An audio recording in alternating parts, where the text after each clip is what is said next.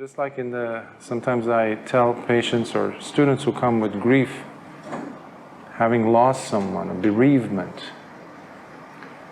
I have to tell them that they will go through the 5 stages of grief. There's denial. First there's the shock, then there's denial, then there's anger, then there's the sadness, and then finally there's the acceptance. Over the years I've noticed that on retreats, a person goes through those stages rather quickly, in a more condensed manner, every day. There's some level of shock, there's some level of, at least your system will be in a shock. Why did you put me through this? Why are we sitting here for this long? Why am I here with these people? Why can't I be on my sofa enjoying my favorite show or something? But that's all building towards discipline. It's pulling you out into reality, not pulling you out of reality, it's pulling you out into reality. Please try to digest that concept. Many people come with some ideas, usually feelings. You heard me today, almost every day, say how important it is to come back to metta. I use so many different types of words, expressions to bring you back to metta. Still you see how parts of the brain says, if you're used to with other techniques, to pull you out. I always tell students who come for the first time to me, I say, have you had any meditative experience? They say yes, and I have to gulp. Because then I have to work through so much to unravel, take off sheets of unnecessary junk. Again, not necessarily having to do with the technique itself that they've been used to. So similarly, we have feelings, strong feelings, especially towards feelings that are echoes from the past, wounds, people who have hurt us, situations, moments of embarrassment perhaps, angry moments from our past, which oddly enough brings me back to what I was telling you yesterday about the principle, where my mind went all of a sudden into Alzheimer mode and I didn't recognize, well, I started with something. There was a reason why I was telling you about that childhood elementary where the principal had the wooden staff and he would beat us.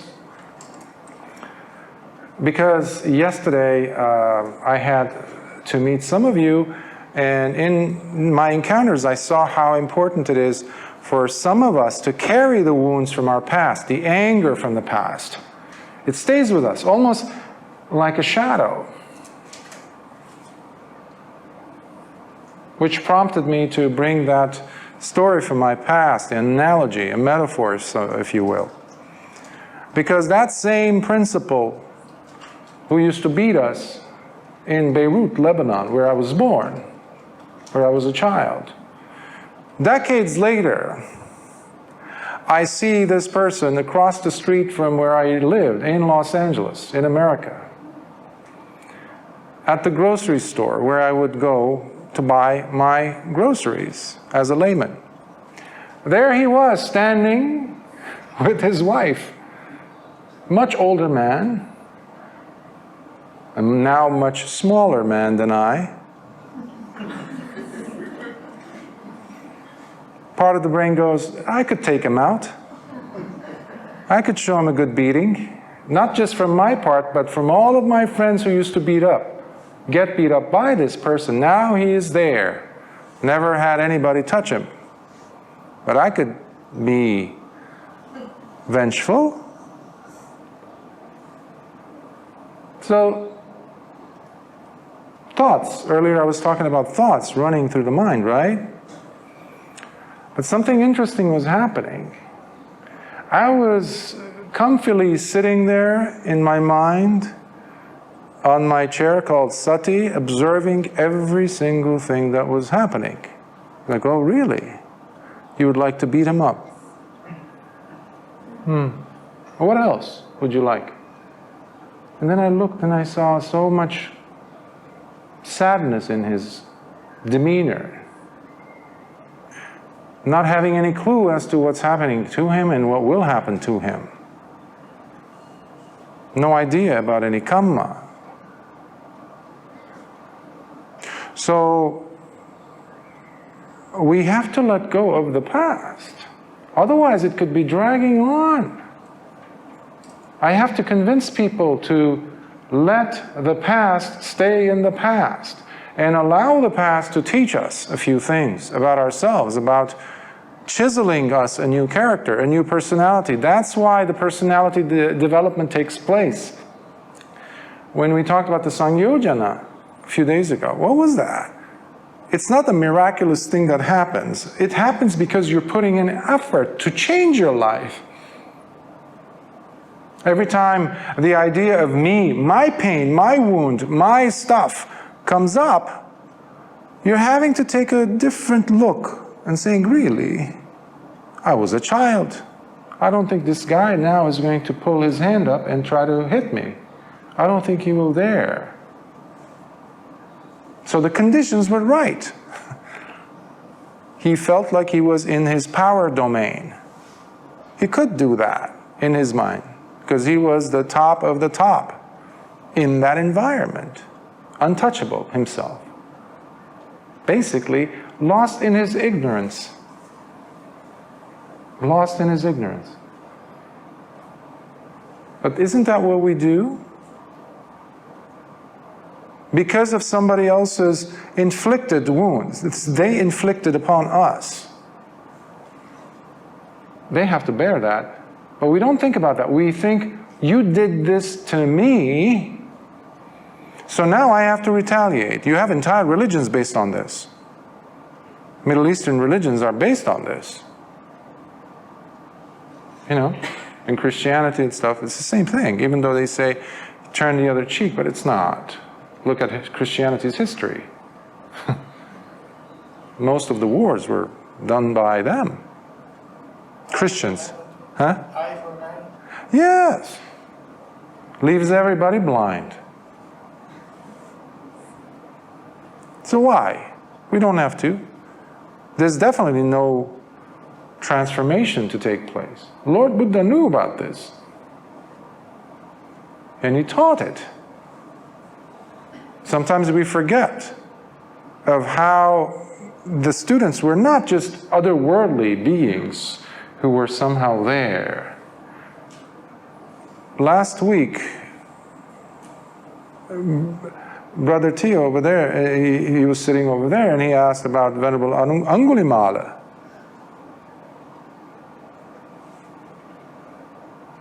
What about his past, Bhante? Well, let's leave ourselves out of it and just go into Venerable Angulimala's brain, in his mind. Have you ever slapped a person? Have you ever harmed a person? Insulted a person? And then it comes to haunt you, especially when you go into meditation. I shouldn't have done that.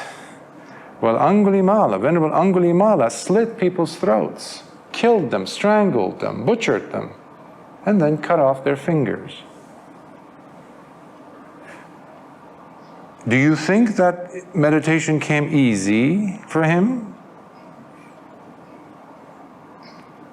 Lord Buddha was always there, showering him with compassion. Otherwise he would not go deep into any of the jhanas. He couldn't even sit still because of this enormous mountain of guilt that he had to negotiate. I did this. Tell me if that's not human. Can you relate with that? So please don't put these individuals you hear about, including Lord Buddha himself, onto this pedestal that is untouchable, that is beyond human. They had a supernatural something about them. And for that reason, I cannot sit as long or as steadily as they could. Time was different then, Bhante. There were more arahants then because there were different types of people. I used to think like this. So I understand. But please let us pull ourselves out of that deception, because that is still Mara. Mara will use every trick in the book. He invented the book, you know. Book of deception. He will come after you even after you become an arahant. Do you know that? He used to taunt Lord Buddha himself. Imagine that. He would come, and one time Venerable Sariputta had just shaved his head. In those days, they didn't, it was like a luxury. That's why Lord Buddha said, okay, every 2 weeks. So he had shaved his head. And he was, you could almost see, like he was like, yeah, relaxing. We can imagine that it was probably in the summertime in India, pretty hot. Maybe he had also had a nice bath. So he was just enjoying a moment of meditation, and these two yakhas were just floating around, and they see one of them is evil-minded. He says, oh, look at that recluse over there. He's telling this to his buddy. I'm going to smack him on his head. I'm going to hit him. Just for fun. And the other yakka says, don't you dare. These are the recluses of the Gautama, teacher of the Sakyas, the Buddha. These are special beings. Don't do this. You will regret it. And he is a chief disciple on top of that. If you hit him, it will be immediate. The effect, don't do this. And he says, no, I'm going to get away with it. I do this all the time with humans. What's the difference between this human and other humans?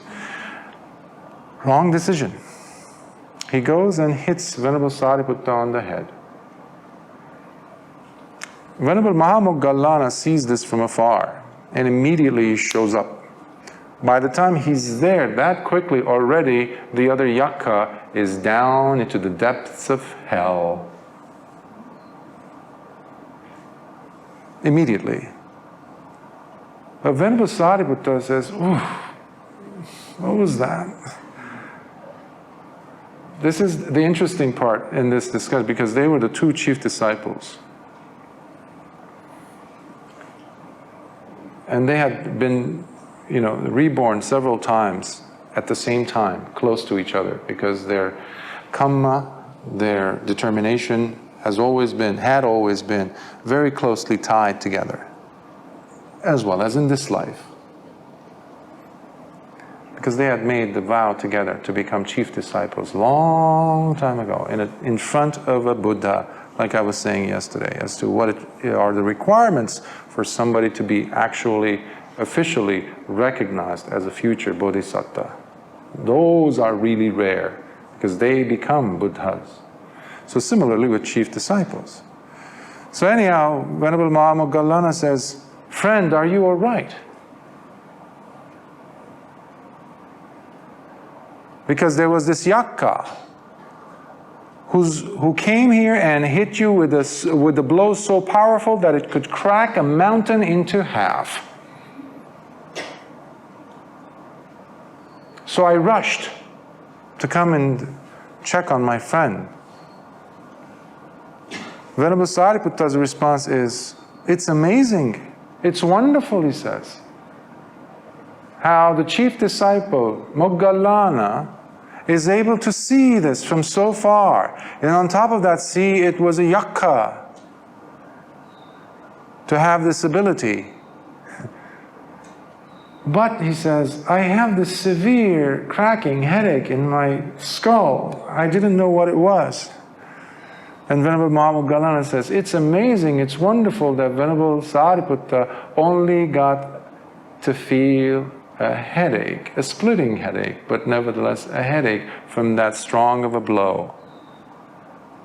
So sometimes I feel to share these stories, and I would love for you to allow it to land wherever it may, in your mind, into your subconscious, if you will, into your heart, to move you, to be touched. Because these are human beings we're talking about.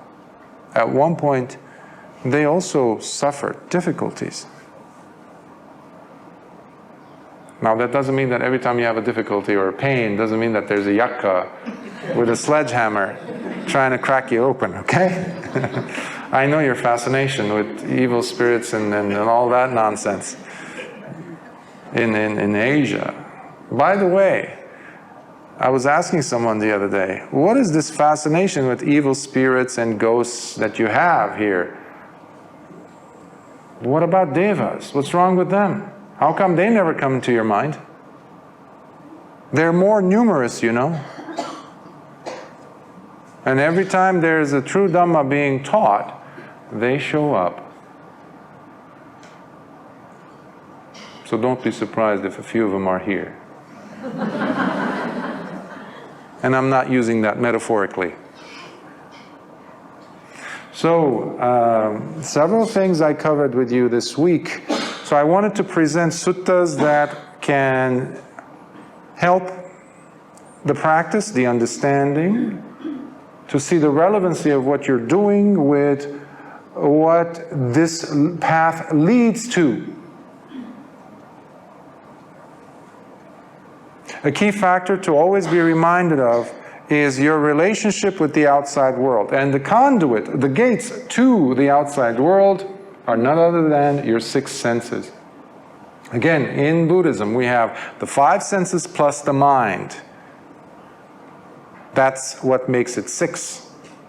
And the mind is the supreme. The mind is the most powerful because the mind is the interpreter of all the things that we see.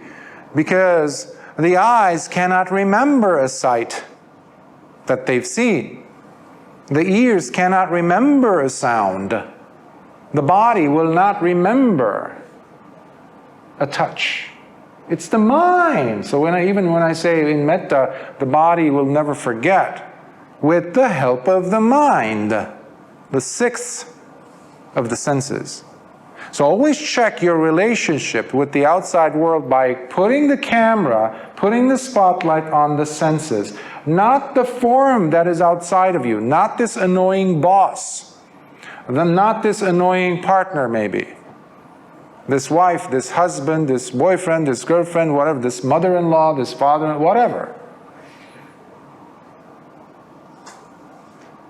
Ultimately, what matters is your addition. What condiments, what ingredients do you put on to the real happening, whatever's happening?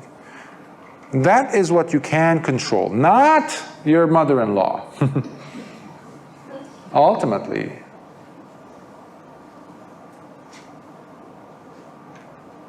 So this sutta that I'll cover with you today, it's called the Pancangika Sutta. And it's Pancha means 5.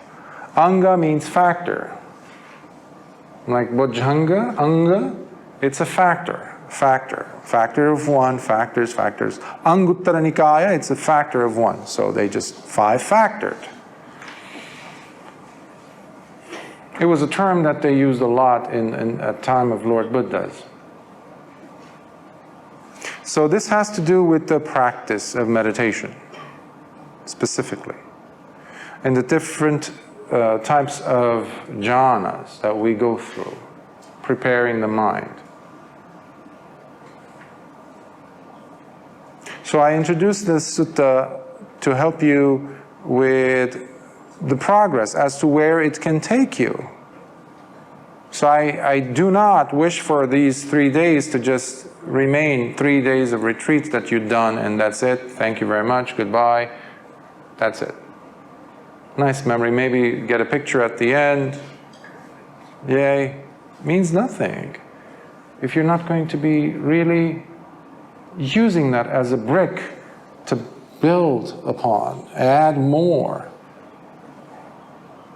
The most important part is the work that you will do on your own. Okay? So use these suttas, go back and listen to them. Once they, Brother Leslie, Brother Jason put them up, of course that's a lot of work, and so when they are put up online, do listen to them again and again and again. You will gain something, I guarantee it. Something that you didn't see before. Every time I go back to a sutta that I've seen, I've read, I've explored, I've taught, I go back, read it, listen to it again. I was like, oh, how did I miss that? Whoa! There's always something wonderful hiding. Hiding because of avidya, one's own avidya. So, this comes from the book, because it's 5, remember, if it's in the Anguttara Nikaya and you have these suttas, any sutta, and if it falls in, let's say, a specific group, book of the 5, this one is coming from the book of 5s, you automatically know, let's say, it has to do with 5 things. 5 teachings, 5 people, 5 types of people, 5 types of situations. In the book of the 3s, it's 3s. In the book of the 11, it's going to be 11. In the book of the 7s, for example, you could find bojjhangas, because they are, how many? 7. Book of the 7s, remember? So this is Anguttara, from Anguttara Nikaya, book 5, sutta number 28. Pancangika Sutta, Discourse on the 5 Factored. Bhikkhus, and you have suttas that start without, thus have I heard. Usually, because Venerable Ananda was the one who is known to have used Evam Me Sutang in the first council. This is what I personally heard. That's him talking. But you have other suttas where it doesn't have that. So some have thought that it was also Venerable Anuruddha, because he was also alive, he was also part of the first council. And he was also known to be the backbone of the Anguttara Nikaya, because he was an expert at meditation. And this Nikaya is full of different techniques. Especially you have, if you have any mention of the Dibba Chakku, the divine eye, guess what? Venerable Anuruddha is somehow involved in the recitation of that sutta. Or at the very least, the validation of it. So he would be questioning to see if there's any errors, because these were going into the hard drive, if you will. These were becoming the canon. That's why it's so essential for us to go back to the first council. Whatever was included, that's it. We locked it. Okay? That's why several centuries later, when other discourses came out of the blue, we stay away from, because they have many, many ideas that were never taught by Lord Buddha. Dangerous ideas. We stay away from, because they leave us in samsara. That's why they're dangerous. So, bhikkhus, I will teach you how to develop the 5-factored right collectedness of mind. Samma Samadhi, that's in Pali. I don't translate it, like I was saying yesterday, as concentration. So right collectedness of mind, or sometimes stability of mind, as practiced by the noble ones. Now listen and pay close attention. Yes, Bhante, the bhikkhus replied. And what, bhikkhus, is the 5-factored right collectedness of mind as practiced by the noble ones? Here, while secluding himself from all sensual desires and unwholesome thoughts, the bhikkhu enters upon and abides in the first jhana, which is accompanied by thinking and pondering. Notice the first few lines. Secluding oneself from sensual desires, and unwholesome thoughts. It is impossible to go into a jhana if you are craving for something. If you're thinking about your ex, if you're thinking about that delicious food, if you're thinking of taking revenge on your neighbor. So when a student comes to me and says, Bhante, I can't get into the jhana, I was able to, now I can't, I have to ask them, what are you thinking about? What is your preoccupation in your mind? What are you constantly pondering on during the day? That has everything to do with being able to go into a jhana or not. That's why every single mention, and this has thousands of references, thousands of times you see this phrase in the suttas, again and again and again, about the first jhana, and the structure is always there. There's not going to be an exception in your case, where you have some unwholesome thoughts and you're still somehow getting into a jhana. That is self-deception. Because as you go into a jhana and come out, still something in you must have changed. You gave yourself a break from being hateful, for example. You gave yourself a break from being lustful.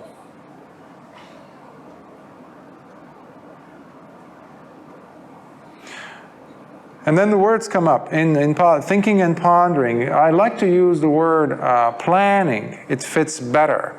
Mentally planning. How many of you, when you sit to meditate, suddenly the internal administrator comes online and all of a sudden you're starting to plan things in your meditation?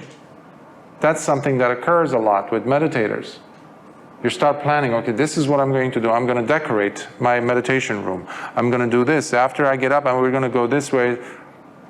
That's also pondering, planning. That's not going to allow you to go into a jhana. At least the second jhana. You will be stuck on the first. So these two are always termed as vitakka, vichara. Some teachers translate it in different ways. In the 20th century, different types of access concentration and things like that, they were part of that. But thinking and pondering makes things a lot easier because it's much more pertinent. With joy and bliss that arise from such seclusion. So another thing, you cannot be, at least to start with, going into a jhana, entering into a jhana, while being fascinated with company.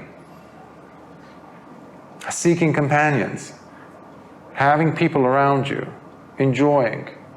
Maybe even companions in the form of radio, music, TV, sounds, things. These are different forms of distractions. They do not help you to seclude yourself.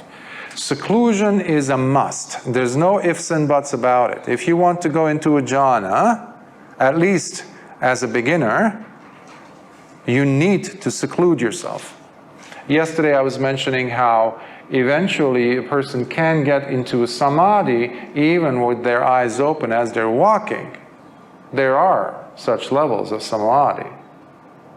But there are different grades of it, and the person must have developed their samadhi very deeply. They have gone into jhana so many times that they cannot count. So it really doesn't matter. They might be at the bus stop waiting for the bus, and they can go into that jhana, surrounded by so many people. But as starters, it doesn't work like that. You need to be secluded. And for you to go even deeper, you definitely need to go into seclusion. It might be a room, so it doesn't necessarily have to be in a forest somewhere, in a monastery. So, he then drenches and saturates his entire body with this joy and bliss that are aided by seclusion, allowing them to pervade the physical body from top to bottom and everywhere, without leaving any spot that is untouched by this experience of joy and bliss.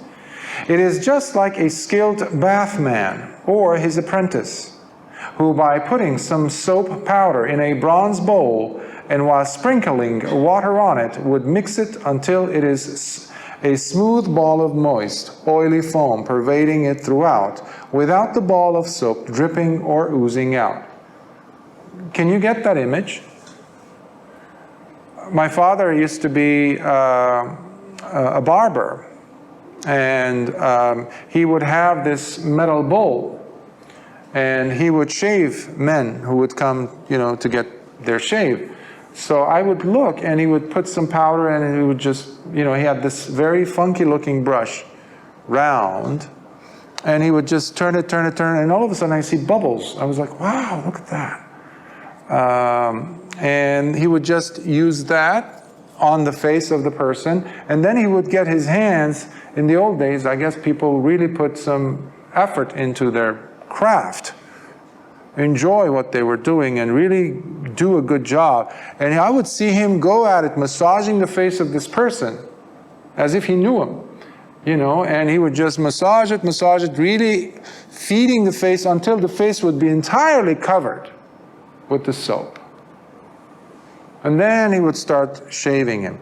Now here in this case, it's not a barber who's shaving, but you might have heard of places, in some countries they still have bathhouses, and you have to pay them. And you go in, and they're not that many, but in some countries you still have them, some places. And they will do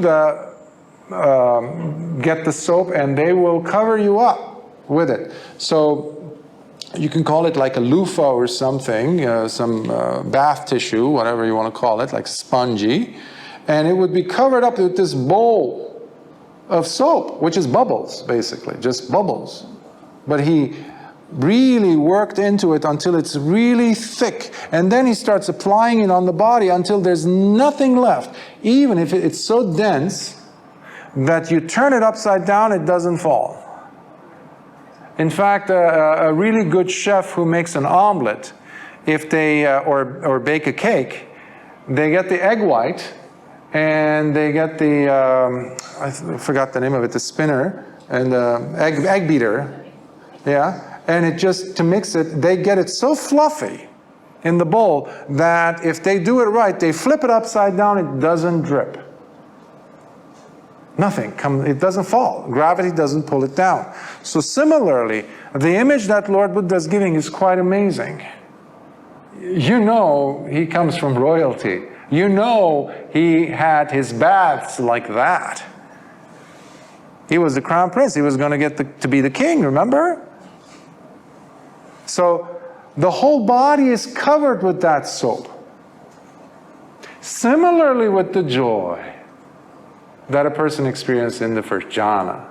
It exudes everywhere. From their head down to your toes and everything else in between. It's fuzzy. It's like goosebumps, gooseflesh, tingles. So nothing to worry about if you happen to experience that. It's nice. So, in the same manner, the bhikkhu drenches and saturates his entire body with this joy and bliss that are aided by seclusion, allowing them to pervade the physical body everywhere, without leaving any spot that is untouched by this experience of joy and bliss. Bhikkhus, this is the first of the five-factored right collectedness of mind, as practiced by the noble ones. Again, collectedness of minds stands for samadhi. A beautiful word that Lord Buddha invented, created to describe this state. Again, through the disappearance of both thinking and pondering, the bhikkhu enters upon and abides in the second jhana, which has clarity, self-confidence, and the stillness of mind that is absent of thinking and pondering, with joy and bliss that arise from collectedness of mind. When you don't have that noise called thinking, pondering, what remains is clarity, isn't it? When there are people talking around you, and all of a sudden they all become quiet. What is that? Is that a good experience or an annoying one? But that's what's happening all the time. I tell people again and again and again, please check the conversation going on between your ears. Right now, is there a conversation? It's not a conversation, it's supposed to be a monologue because it's just you. Conversation happens between more than one person. Ask yourself, is this helping me now? This conversation, this monologue, this chit-chat, non-stop from this morning. Even when you wake up in the middle of the night going to the bathroom, guess who's there? Ask yourself, is this helping me? What is this about? So long as this thinking and pondering is going on, you cannot enter the second jhana. It's impossible. Sometimes people have come and they said, and then I was thinking to myself this and this and this, and then I was thinking this and this, and yeah, Bhante, I was in the fourth jhana. I said, hold on. You cannot be. You're actually not even in the second. So Lord Buddha helped us to put these markers so we understand. That's why Lord Buddha is teaching us about these 5 different samadhi developments, where these can go. Here too, he drenches and saturates his entire body with this joy and bliss that are the results of his collectedness of mind, allowing them to pervade the physical body from top to bottom and everywhere, without leaving any spot that is untouched by this experience of joy and bliss. It is just like a deep lake that is fed by the natural spring underneath it, where although there being no inflow of streams from the east, west, north, and south, nor receiving any sporadic showers of rain to replenish it, so it's just there, a body of water, there's no rivers flowing into it, except for a natural spring from underneath feeding it, so it has fresh water. Yet the lake is still kept cool as it continues to be fed by the natural spring flowing underneath quietly. There's no splashing noise when there's no rivers, streams flowing into this pool, because it's coming from underneath, right? And that's another symbolism, metaphor that Lord Buddha is using to demonstrate the absence of thinking and pondering. Because thinking, no matter how nice it is, it's noisy. It's annoying to the person who now is able to enjoy a jhana, especially the second jhana. Because in time, eventually, entering and getting out of the first jhana becomes tiresome. Even though it has joy in it. Because the person will start wondering, I wonder if there's more. And that is a brilliant question. Remember, Lord Buddha had that question as Siddhartha. That's why he went from one teacher to the next and then said, forget it. You guys don't have the way. He left them. Because he said there has to be something more than this. 7th and 8th jhanas. This is not it. Something's missing. So, in the same manner, the bhikkhu drenches and saturates his entire body with this joy and bliss. So you have joy and bliss in the second jhana as well. But it does not have that same level of restless intensity of joy. It doesn't vibrate you so much. Your heart doesn't feel like it's going to burst up with joy. It's more subdued, but it's there. But it's still too intense for upekkha to be felt. Remember, yesterday someone was asking whether upekkha is there or it shows up in the 3rd or the 4th jhanas. I said, no, it's there all along, but Because of the other factors of joy in this case, you can't hear it, you can't sense it, you can't experience it fully. Because it's being dominated by the other factors of the jhana. So, because this is the second of the 5-factored right collectedness of mind as practiced by the noble ones. Again, with the fading of joy, the bhikkhu abides in equanimity. Now we're getting into the third. Remaining mindful and fully aware, experiencing pleasure and happiness within the body as he enters the third jhana.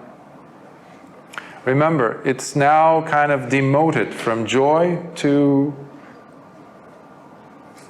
pleasure and happiness. If you ask the meditator, they say, Bhante, I don't feel that joy. Am I doing something wrong? I lost it, Bhante, I lost it. What can I do to get it back? And I look at their demeanor, I look at what's happening, I ask some questions, and then I find out that they are more settled. How are you doing? They say certain things. And I say, is that bad or good? They say, after I give them some moments to take their, to respond, they say, actually it's nice.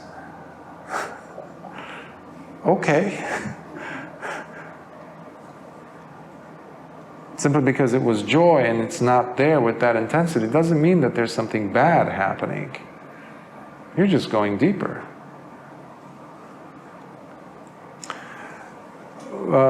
So within the body, as he enters the third jhana, for which the noble ones state, such a person mindfully abides in happiness with an ever-present state of equanimity.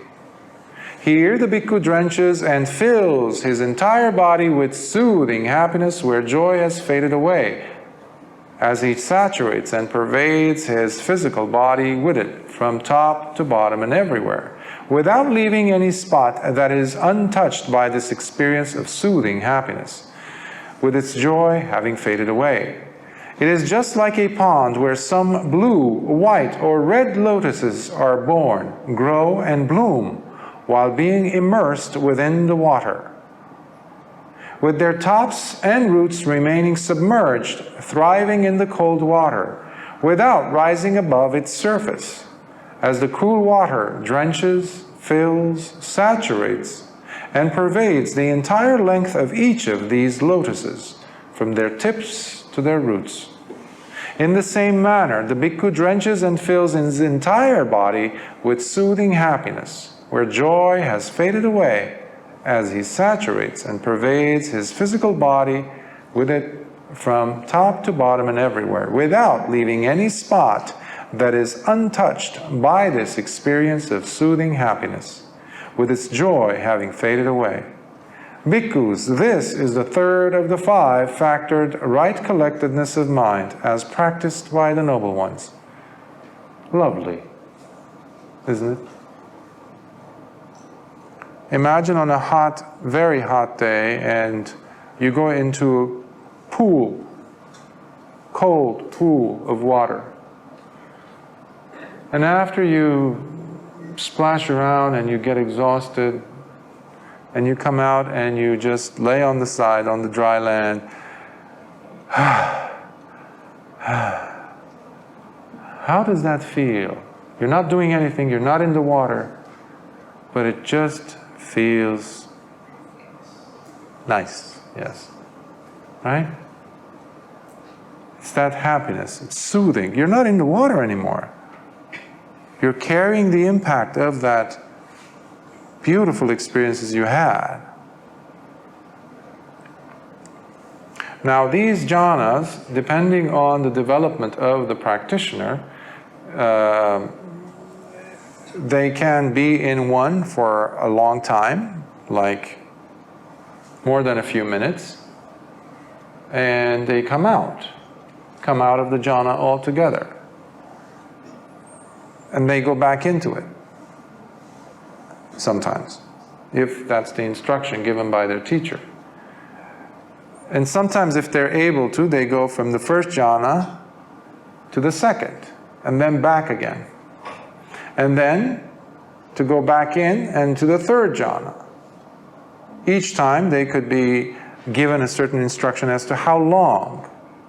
It's up to the teacher or the person doing it. So sometimes they could be in there for an hour, or more, or less. And sometimes they might just go very quickly through them. It has to do with the determination and the level of proficiency, how easily trusting they are of this process, trusting of themselves. The critical mind, if you notice, is not here already. In the second jhana, it's gone. So if it is present, if you're being analytical, if you're being intellectual about it, you're not even going beyond, if you're lucky, you're not even going beyond the first jhana. Otherwise, you're not even getting into the first. So you don't just go into the third jhana directly. You have to go incrementally. It's like, the way I describe to students is like you go to the fourth floor having gone through the first, second, third, and then the fourth. Right? So that's the same principle is there. You can't jump.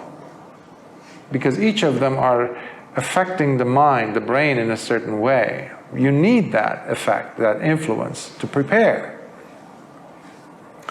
So, again, because by giving up both pleasure and pain, so now you've given that up, seeking the pleasure and pain, having a preference for either one, and having already gone beyond joy and disappointment, experiencing neither pleasure nor pain. We know where this is going. Is it still on the board? Upekkha? The bhikkhu abides in the purifying state of mindfulness with equanimity throughout, attaining the fourth jhana. This is where we really get a good taste of equanimity, upekkha, a really good taste. And the person might think they've never, well, what is this? It feels, for some people it's so shocking because it's so quiet, it's so nice, it's so balanced. It's unprecedented for the mind. Some people might think they have reached Nibbana, but you're not there yet.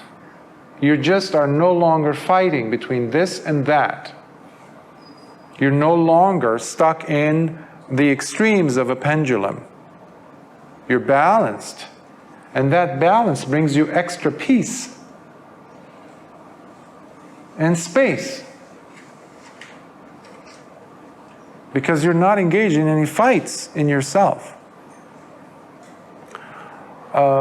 Here the bhikkhu sits while his entire body is being pervaded with a pure, bright mind, without having any part of his body not be touched by the pure, bright mind. So everywhere he's feeling that, or she's feeling that. It is just like someone sitting while being draped from head to toe with a soft white fabric.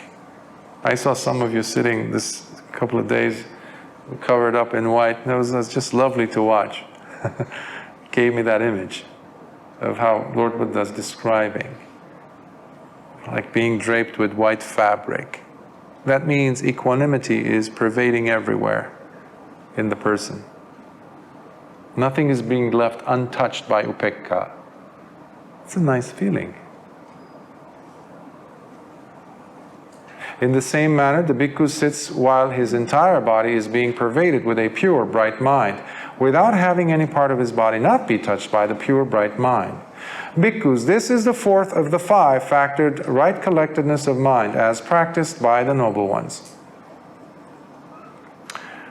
Because it's a 5-factored, so we have one more. This was number 4.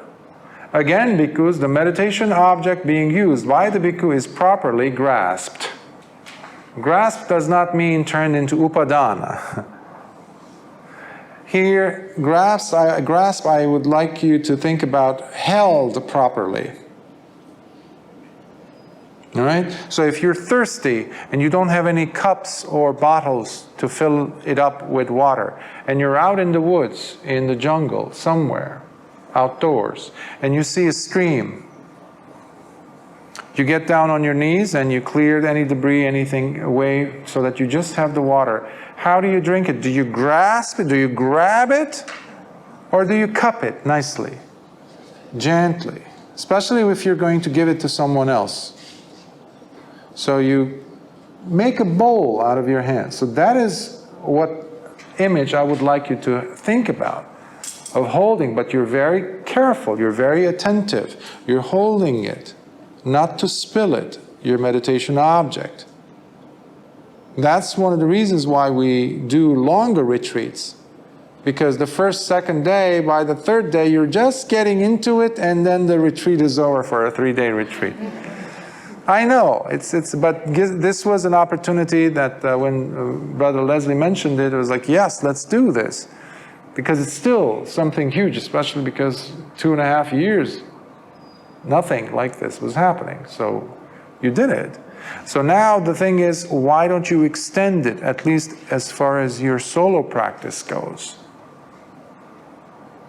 Because if you don't, slowly, slowly you're going to notice whatever good effects this retreat has been leaving you with will truly leave you within a few days.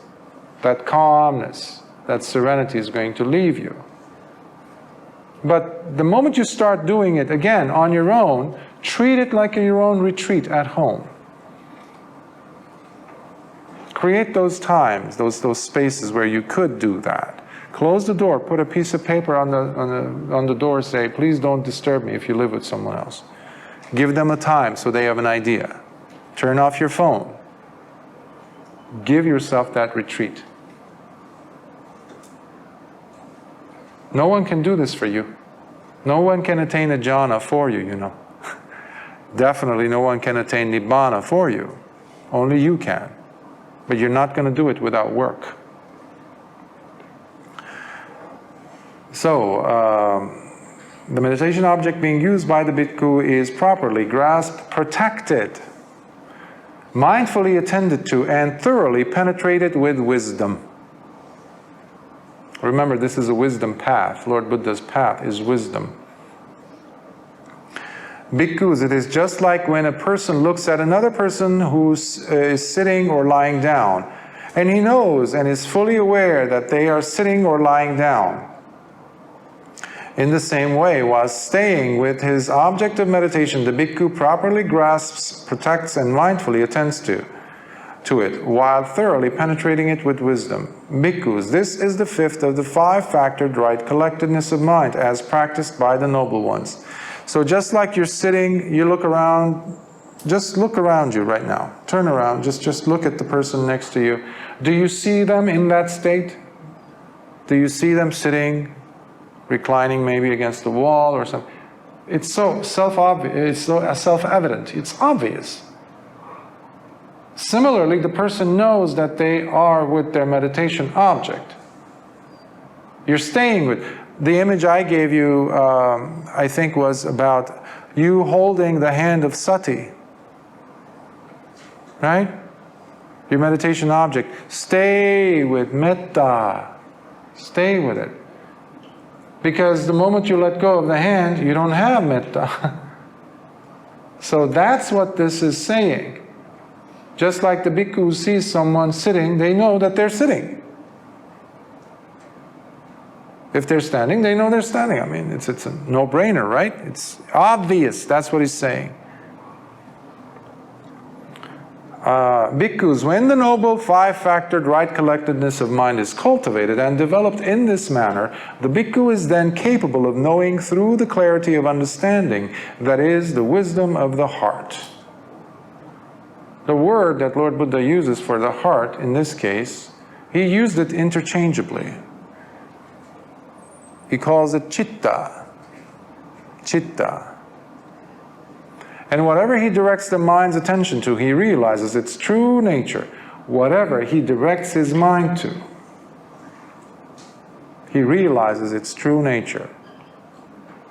Because he left his own thinking, his own predilections, his own ideas about the world, opinions and things out. That's why he or she is able to enter into this jhana. and refine it. Because now we have wisdom. And whatever he directs his mind's attention to, he realizes its true nature wherever and whatever it might be. So whatever state the mind is in, whatever fluctuations, whatever nuances, there's so much that's happening to the mind. The words can only tell us so much, but they're very poor to describe exactly what's happening to the person experiencing these jhanic levels. It is our own work that will reveal these things. Much more than a smartphone can, social media can. That keeps pulling us in for something wonderful that we're always constantly looking for, never find. The news article, the news piece, something, an image, something, an event, something to pull us out where we can find satisfaction. We will never find it. The greatest of adventures is found here. Going into your mind, into your heart, if you allow that. So, bhikkhus, suppose there was a water vessel placed on a stand, full to the brim where crows are able to drink from it. Now, if a strong man were to tip it over, would water spill out from it? So it's pretty high up, full to the brim with water. Yes, certainly, Bhante, it would, replied the bhikkhus. In the same manner, bhikkhus, when the five-factored right collectedness of mind is cultivated and developed in this manner, the bhikkhu is then capable of knowing through the clarity of understanding, that is, the wisdom of the heart, and whatever he directs the mind's attention to, he realizes its true nature, wherever and whatever it might be. You don't have to go looking for it. Ask around to get other people's opinion about the matter. You will ask the most important source, and that is the heart. That is ultimately where everything is to be found, everything of worthwhile. The Dhamma is found in your heart, not in your thinking, your analysis. I know some teachers teach you, might have taught you differently. It's thinking, thinking, thinking. We have to always consider the angle that the teacher has, their own predilections, their own constitutions, their own dispositions, their own ways of thinking, analyzing, their own personality. And then compare it to the Dhamma. Chitta is another word for mano.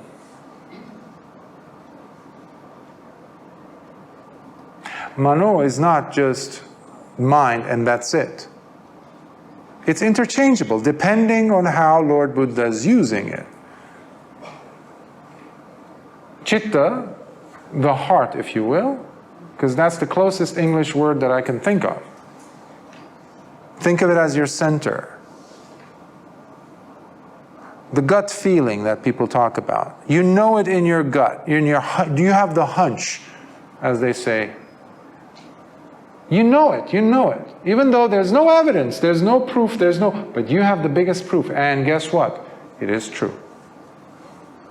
You always find out. So, Lord Buddha used chitta many, many, many times to describe nibbana. So it's not something to be looked down upon compared to mano. Okay? So be aware of that. Akuppa ceto vimutti. Ceto and chitta is the same thing. Ceto. Akuppa ceto vimutti. Which is another descriptive of nibbana, supreme. So, that's what the word here is. Wisdom of the heart.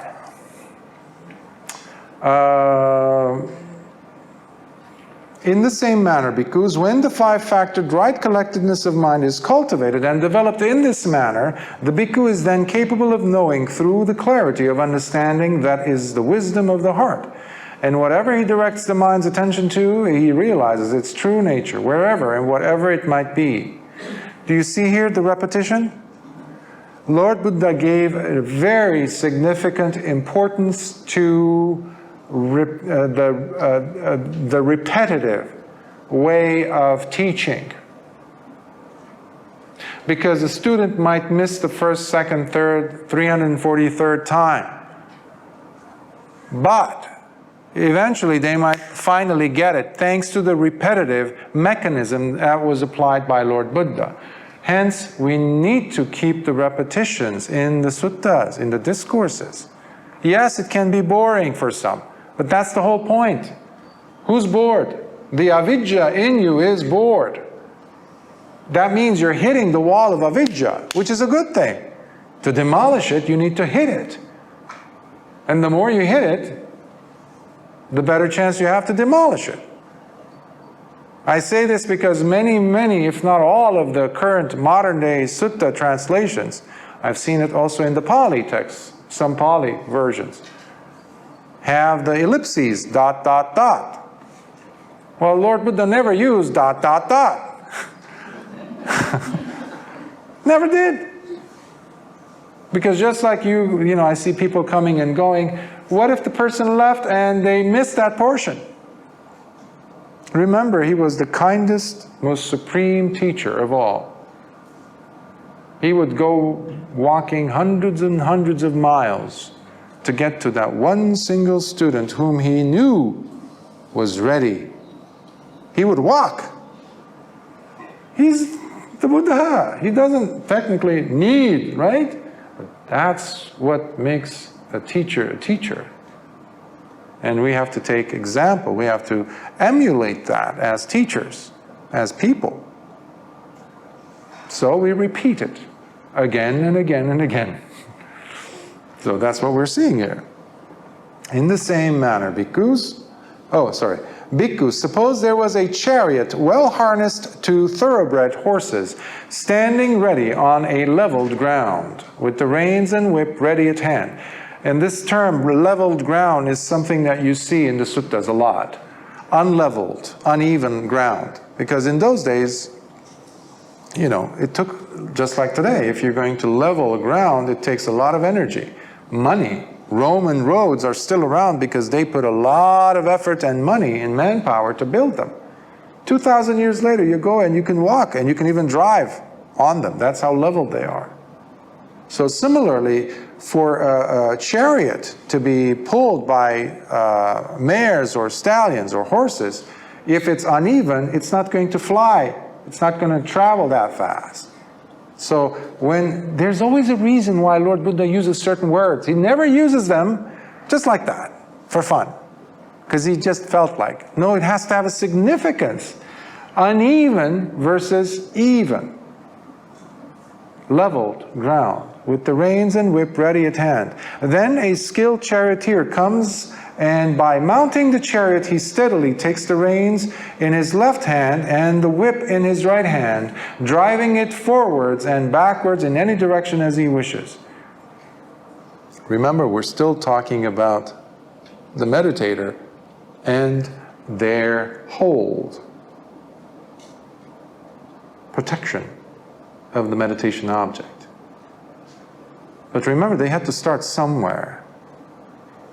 So when I insist on starting with just one spiritual friend, and I see you fighting me, why this friend, Bhante? I have more friends. Why can't I choose more than one? Why can't I choose my parrot, bird, you know? Why can't I choose this, my own family? Just use it, it's temporary. Learn how to take care of this. Eventually, you will have all the animal zoos as you want. Zoo animals, yes. So, in the same manner, bhikkhus, when the five-factored right collectedness of mind is cultivated and developed in this manner, the bhikkhu is then capable of knowing through the clarity of understanding that is the wisdom of the heart, and whatever he directs the mind's attention to, he realizes its true nature, wherever and whatever it might be. Because this is an instrument, you're sharpening this instrument, the mind. Every time you sit, you're not idly sitting there. If you're doing work, if you're not lost in la-la land, you're not blanking out, you're not lost in ideas or longing, you're really observing. You're sharpening your mind for a purpose. And we'll see.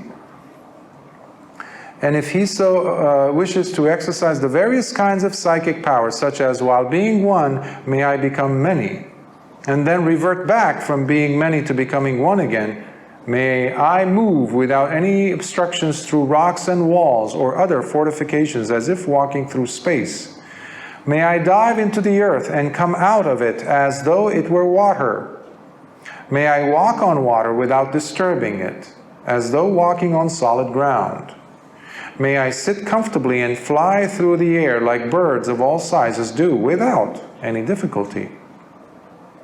May I reach and touch the moon and sun, so powerful as they are. In this way, one wields the power that extends as far as the Brahma world. Then, in this manner, whatever the bhikkhu directs the mind's attention to, he realizes its true nature, wherever and whatever it might be. If you notice, these abilities were listed after we've covered the fourth jhana, or anything higher than that. You need the ability to experience and to stay with equanimity in order for you to, if you choose to, exercise or go deep into psychic powers, which are just powers. It's just being able to speak Chinese. Really, not for a Chinese person. It's not for somebody who really knows how to speak Chinese. I don't know how to speak Chinese. Many of you do. So you have psychic powers. No, but seriously, for a person who has not the ability to speak a foreign language, but then you develop it. We all have the ability. We just have to put the time and energy, and we have to create the right conditions. That's what these jhanas are. So they're not otherworldly. That's why Lord Buddha, you know, when I was first studying these suttas years ago, I was like, oh, this is, wow, this is so much like Hollywood, so much like, you know, superhuman something out there. But then over the years, I see how prevalent these themes were. These were like common. I was like, wait a minute, I'm missing something here. You mean to say that all of us has these qualities if we work on it? Yeah. If you have a brain, yeah. Okay. Years ago, when I didn't know French, and people around me did speak French, I used to get so frustrated, and I would think that it's impossible to learn it. It's just not possible. They have a special gene. They have something else. The universe is unfair, something like that. And then after many tears, many months and things, I was able to speak it. I haven't spoken it for many, many years, but I saw myself speaking with actual French people. Half an hour, 45 minutes later, I'm thinking I'm speaking in English, but then I realized I've been speaking French with them. What's happened there? We have abilities. We just need to work on them. Psychic powers being one of them. Now, one of the requirements is that the person has to get to the fourth jhana. The mind has to get to that point of settlement, established firmly in upekkha. Otherwise, you don't have control. Now, sometimes from life to life, depending on how developed the person was, the bhikkhu was, it doesn't have to be a bhikkhu, it could be, you know, anyone, if they have gone into the practice. You can lose control.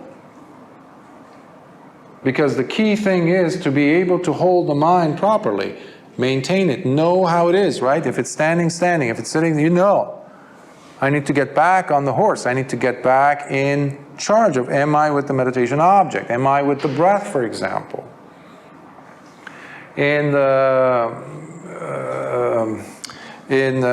literature, I have not come across this in the suttas, so I've come across it in some material. It could have been commentarial.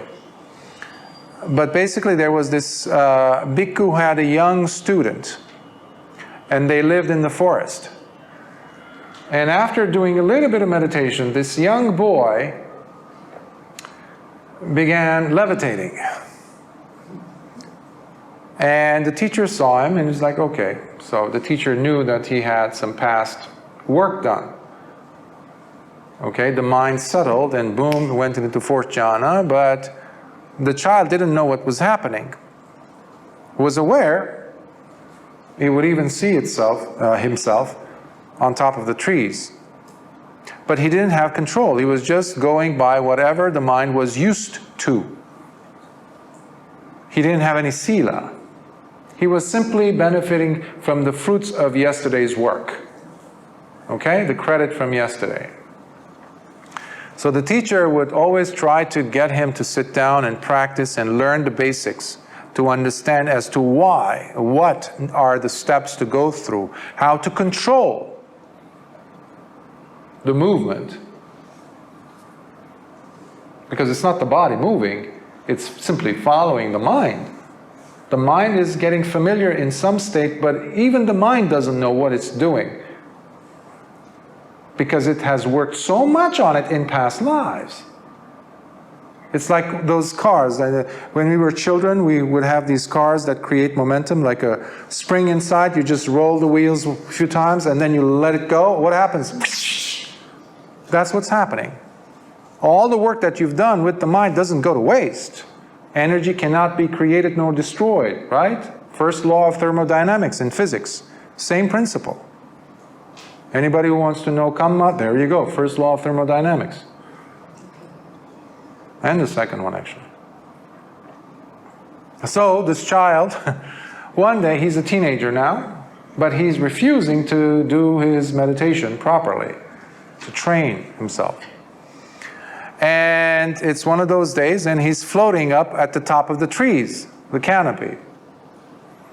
Suddenly, he is now in puberty, and he happens to hear the voice of a young woman. He's never heard that because he's lived in the forest. What is that? His concentration shakes. Desire rises in his heart, and he falls, breaking several bones, bruising himself severely. And the teacher goes, grabs him, takes care of him while he was crying. So then he says to the teacher, tells him, did you learn your lesson? No. So we need to have the wisdom present. It's just an ability. You know, Mozart conducted, I believe, his first opera at the age of 11. Have you ever seen a score of an opera? Just seen it? It's very incredible, actually. People live their whole lives studying how to write and never do complete one. He did it. He completed it at the age of 11. He did his first symphony, I think, at the age of 7. Well, how many 7-year-olds do you know who do that? So there's another telltale sign of what kamma vipakas are. An effort, most importantly, that we put in the mind, in cultivating the mind. So basically these show up if the person, they don't show up naturally. If the person has worked on them in the past, they will show up. Usually you see this also in the lives of some arahants. There have been cases of arahants who become arahants and all of a sudden these abilities show up. Not everyone. Venerable Sariputta did not have these. And if he wanted to, he would get them, they would say, because he was a chief disciple, and as a chief disciple you have certain privileges, if you will, because your merits are pretty amazing. But he never was interested in having these abilities. Whereas you have other arahants who have had those abilities. Like Dhamma Mallaputta, he was only 7 years old. He became an arahant on his ordination day. Young 7-year-old. There's a when a person gets ordained, the upajjhaya, the person who's ordaining you, will give you 5 things, words. Kesa, loma, naka, danta, tacho. Head hair, body hair, nails, teeth, fingernails, danta, teeth, and skin. As the shaving began, with the first stroke, he hears the word kesa, body hair, head hair. He becomes a sotapanna. As the shaving continues, the second stroke, he becomes a sakadagami. Another stroke, he becomes an anagami. By the time he's done with the full hair being shaved off of his head, he's an arahant. 7 years old. So, and with it, he also has these abilities show up. So, yeah, I mean, there's so many incidents like this. So, I don't want to digress too much. But when it fits, you know, I like to share these so you can have some gems with you that you can take along, and maybe it would get you interested to explore some more the suttas. Why not?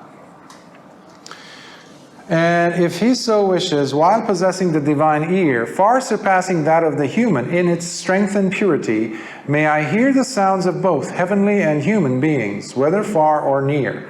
This is not with the human ear.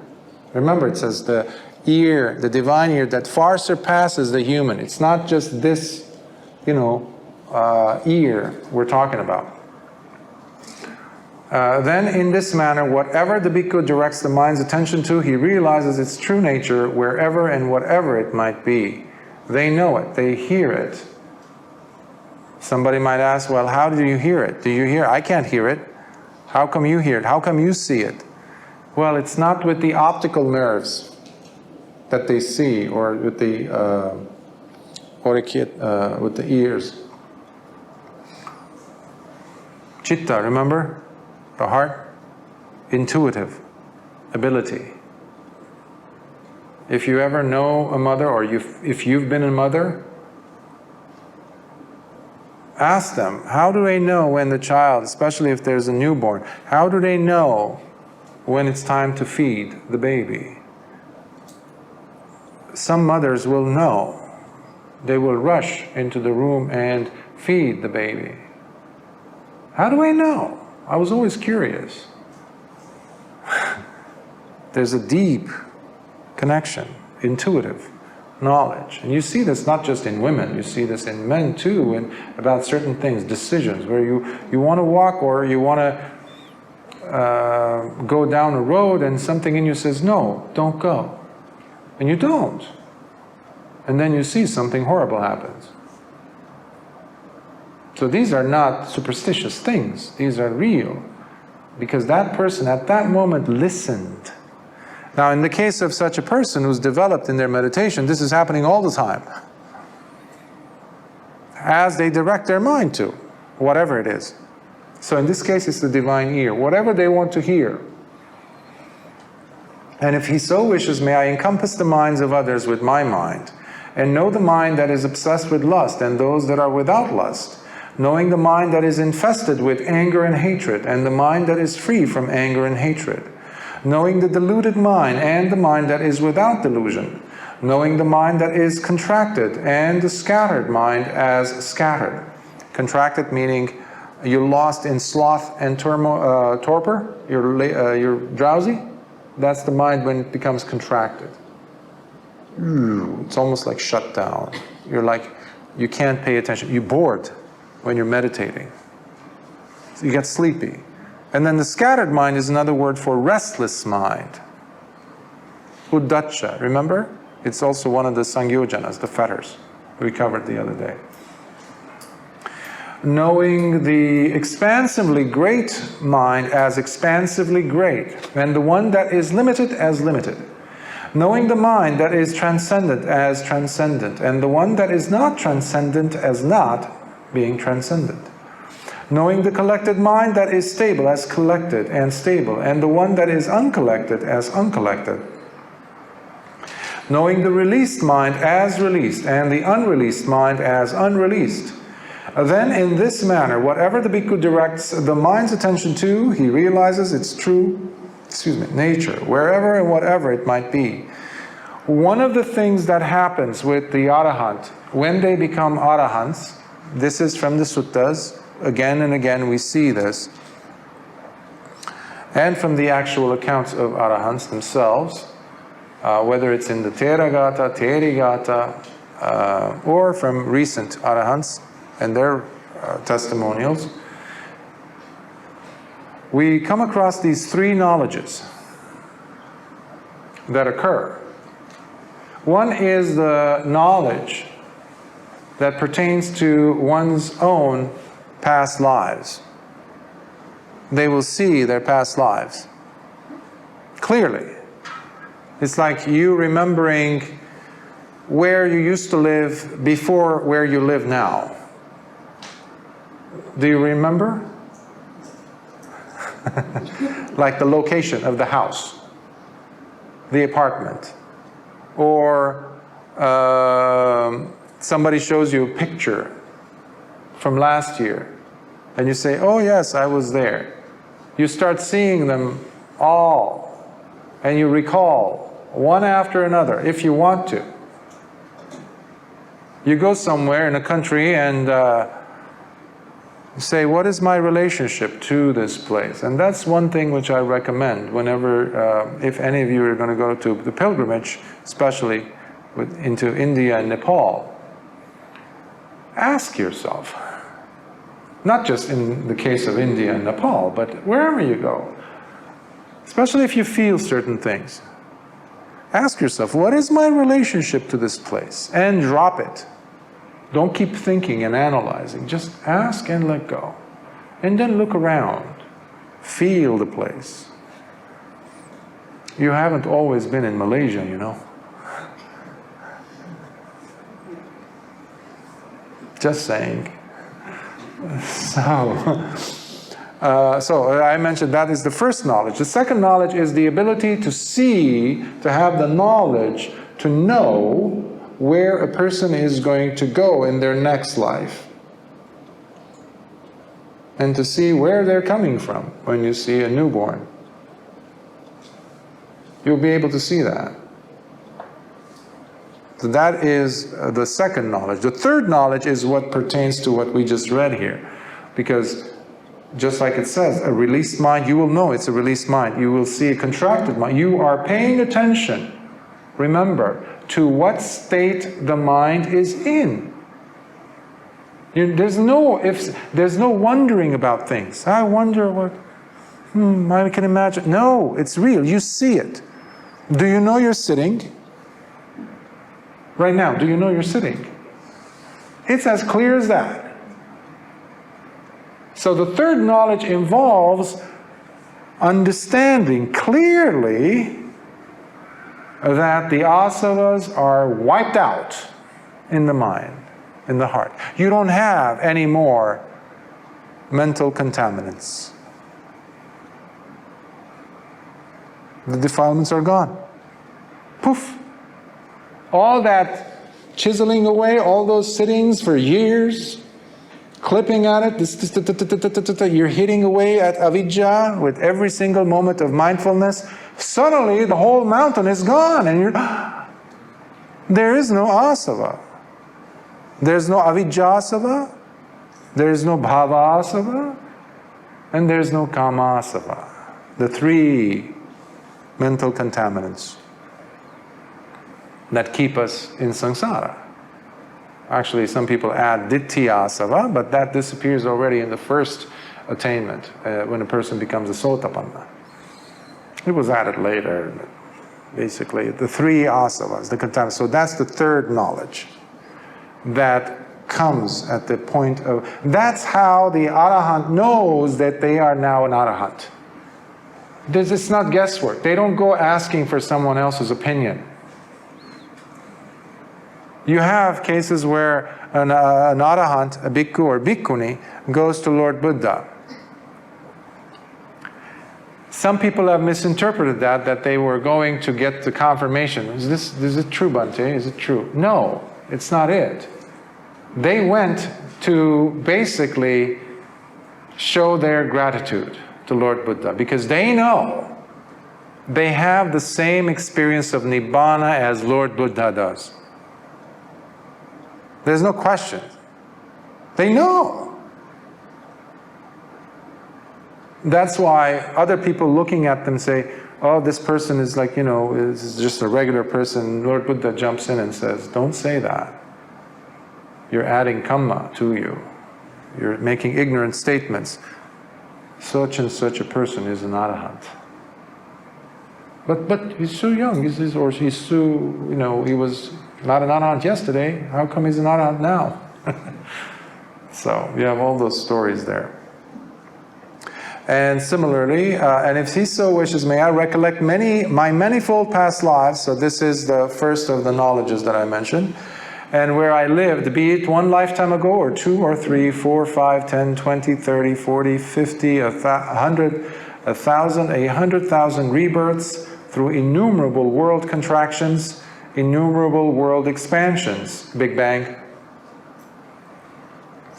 innumerable world contractions and expansions. Thus may I recall instantly, there at such and such a time and place I was such a being, with such a name, from such a family, and with such an appearance, and such was my pleasure and pain for me, enjoying such a lifespan. And afterwards, once that life ended, I died from that state and I was reborn into another form, in another place and time. I recall how, disappearing from there, I was reborn here. In this way, one recollects their manifold previous births with all of their details. Then, in this manner, whatever the bhikkhu directs the mind's attention to, he realizes its true nature, wherever and whatever it might be. If your mind is not able to settle in equanimity, you will go crazy. Literally, you will go mad. Because let's say you're a woman now, you have a husband. How do you feel if all of a sudden you find yourself being a man? And you remember, you see yourself as a man. And you remember your wife. For some people, that's so shocking, it's earth-shattering. What if you discovered that you were a dog? Or a prostitute? But you happen to be this very prestigious, very upscale, you're the next king of England. But you used to be a prostitute. You see what being a prostitute means. You are there, you're seeing all of the activities. If the mind is not settled, you can have psychosis, which in psychology, in psychotherapy, we call when the mind tears, in a sense. The reality, fabric of reality tears. And it's very difficult to put it back, if not impossible. That's why Lord Buddha would encourage a person to go deep once they've reached a certain point, to elaborate on these aspects of one's past. You can think of it as nature's mechanism of protection, protecting you. That's why one identity is enough. Yeah, the curious minds who want to disprove karma in past lives, they will use that. Or say, well, if I live those lives, how come I don't remember it? Yeah. If I allow you to, let's say, if I have that power and I show you, you can tell them, if I show you all the aspects of your relationships in just one life, you will go mad. Just one life, this life. Let alone 2 lives, or 3 lives, or 4, 5, 6, countless lives. When people come and say, but my mother, I miss my father, I love my parents, I love my children, I lost my... Okay. Without being disrespectful, without being cold, I would ask them just regularly, just casually, which parents are you talking about? And they say, well, what do you mean? My mom and dad. And I say, from which time period? Which life are you talking about? They look at me funny. And I said, let's be fair. You just didn't drop out of the sky in this form and that's it, you know. You had many, many, many lifetimes, and in each of those lifetimes you needed parents to take care of you, whom you loved. You had children whom you loved. Why are you concerned only about these children? What happened to those that you were ready to die for? So that dissipates, loosens up your fixation on whatever you are currently enamored by, whatever you are lost in. So thinking about these other aspects of your lives, plural, can make the intensity of whatever experiences you're going through less and less and less. In COVID times, especially in the beginning days, where people were just like running around like crazy, fearing everything, panicking, I say, okay, hold on. Do you think this is the only life you've had? Especially if these are people or, meditators or know something about Buddhism, Dhamma. And they say, yes, Bhante, I know. I've lived many times. Okay. Did you die at the end of that life? Yeah. Do you think you're going to live forever in this one because this one is special? And they say, oh, don't be silly, Bhante. Of course not. Say it again. I didn't hear you. Are you going to die at the end of this life? Yes. Okay. How is that pressure? How's that panic now working for you? Are you still panicking? But if you're fixated on it, yeah, you will continue to panic. So bring these things to mind also. Because we are very attached to this life as if this is the only one. It's funny. And if you are being exposed to the Dhamma, you have more tools than most other people on this planet. Because you have the privilege, you have the good fortune of coming across the Dhamma that Lord Buddha taught. It's so clear. You should not be fooled into believing the stuff that they put out there for the rest of the planet. You're smarter than that. You should not be fooled by whatever they throw at you, making you want to keep this body intact. Healthy. What health are you talking about? Ever heard of old age, sickness, and death? It's part of it. Dukkha, anything? You remember dukkha, anicca, dukkha, anatta? What is that? A little bit of realism helps. So, and he says, and afterwards, once that life ended, I died from that state and I was reborn into another form, in another place and time. I recall how disappearing from there, I was reborn here. In this way, one recollects their manifold previous births with all of their details. Then, in this manner, whatever the bhikkhu directs the mind's attention to, he realizes its true nature, wherever and whatever it might be. And if he so wishes, while possessing the divine eye, Dibba Chakku, which Venerable Anuruddha was known for far surpassing that of the human in its strength and purity, may I see beings that are dying and being reborn into their various new realms of becoming, be it into the miserable planes of existence or celestial planes, whether they reappear into the unexalted and exalted states. Unexalted means lower realms. You're able to see that as well. It could a dog, animal realms also. The beautiful or the ugly, all these various forms of good and evil rebirths, may I know and see them for myself, so as to how these things reappear into such realms according to their actions thus. So you're seeing clearly the connection of a person's actions to their form of rebirth. So you see a child that is born without arms, or a child that is born with a hole in the heart. You don't go, oh. You see more deeply. You understand. When the child doesn't have an arm, you understand the role of Kamma Vipaka there. The evidence of it is screaming at your face. You see it. The proof is in the pudding, as they say. And you're not taken by the story of everyone trying to start becoming very miserable around that and becoming sad and, you know, melodramatic about it. You just understand. Or when you hear a child dying, you don't lose your senses.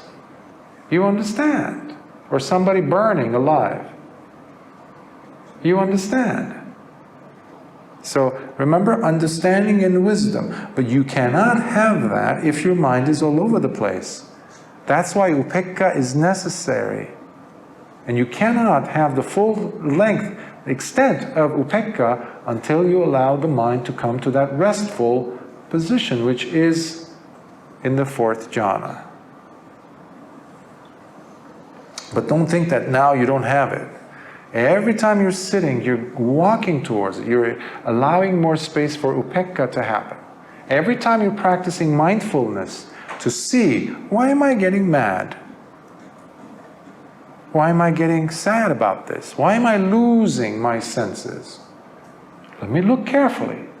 Let me look carefully is using the language of upekkha. But upekkha is the full spectrum of it. You are walking upekkha. You are breathing upekkha. Nothing shakes you. No matter what you see from your past lives, or whatever you see in other realms. Because if you have the Dibba Chakku and you probe, you look into the hell realms, or even some of the animal realms, it's so shocking. That can itself create psychosis in the mind that is not prepared. It's horrendous, some of the things that are going on right now, even in this realm. There are people who are doing some incredibly brutal, incredibly vile, unethical, unwholesome, terrible things to other human beings that you don't know about, you will never know about. What if you see that? But your mind has to be calm. That's why it's extremely important for your upekkha to be established in your heart, not to be shaken.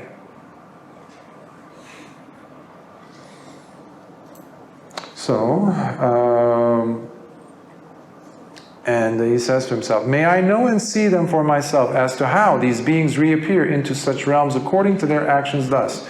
These beings who engaged in non-virtuous behavior, whether through bodily, verbal, and mental actions, rebuking and disrespecting the noble ones, and who, through their wrong views, kept accumulating evil karmic results due to their wrong actions, after the death of the body, are reborn into the lower planes of existence, the bad destinations, where there is unimaginable suffering and pain, the hell realms. As for these other human beings who engaged in virtuous behavior, whether through bodily, verbal, and mental actions, venerating and supporting the noble ones, and who, through right view, kept accumulating good karmic results due to their right actions after the death of the body, are reborn into the higher and celestial planes of existence, the good destinations, where there is unimaginable pleasure and ease, the heavenly Deva realms. In this way, with the divine eye, one sees beings that are dying and beings reborn into their various new realms of becoming, be it into the miserable planes of existence or celestial planes. Whether they reappear into the unexalted and exalted states, the beautiful or ugly, all these various forms of good and evil rebirths, one knows and sees them oneself. As to how these beings reappear into such realms according to their actions. Then, in this manner, whatever the bhikkhu directs the mind's attention to, he realizes its true nature, wherever and whatever it might be. And if he so wishes, this is the apex of the sutta. This is the most important part of the sutta.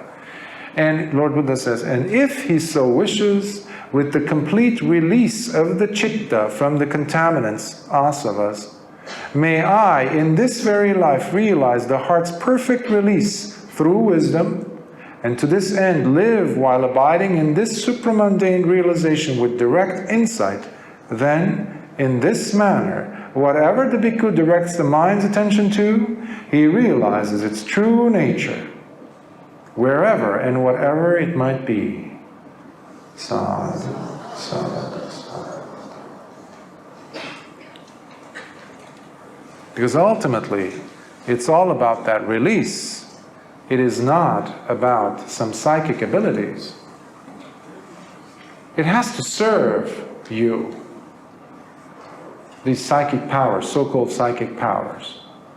And we have rules also, as bhikkhus. There were some bhikkhus who did display these initially when there were no rules against them, because they didn't have any bad intentions.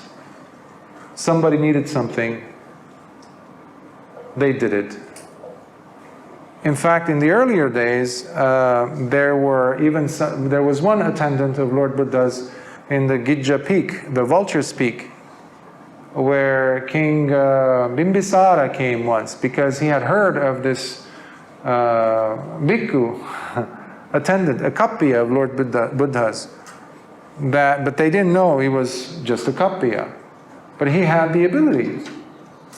And Lord Buddha saw them coming, and he says, okay, fine. And he allows this Kappiya to go. He says, go ahead and show them what you got. And if you get to the Gijja Peak, which is in Rajgir, we have to walk up. Sometimes you have actually porters. They will, if you can have a lounge, basically it's like a seat, chaise lounge, as long, so you sit in there and they carry you up the stairs. But you miss the whole point. Because on the way there you're going to see a few caves. One of them for Venerable Ananda's, one of them was Venerable Sariputta's.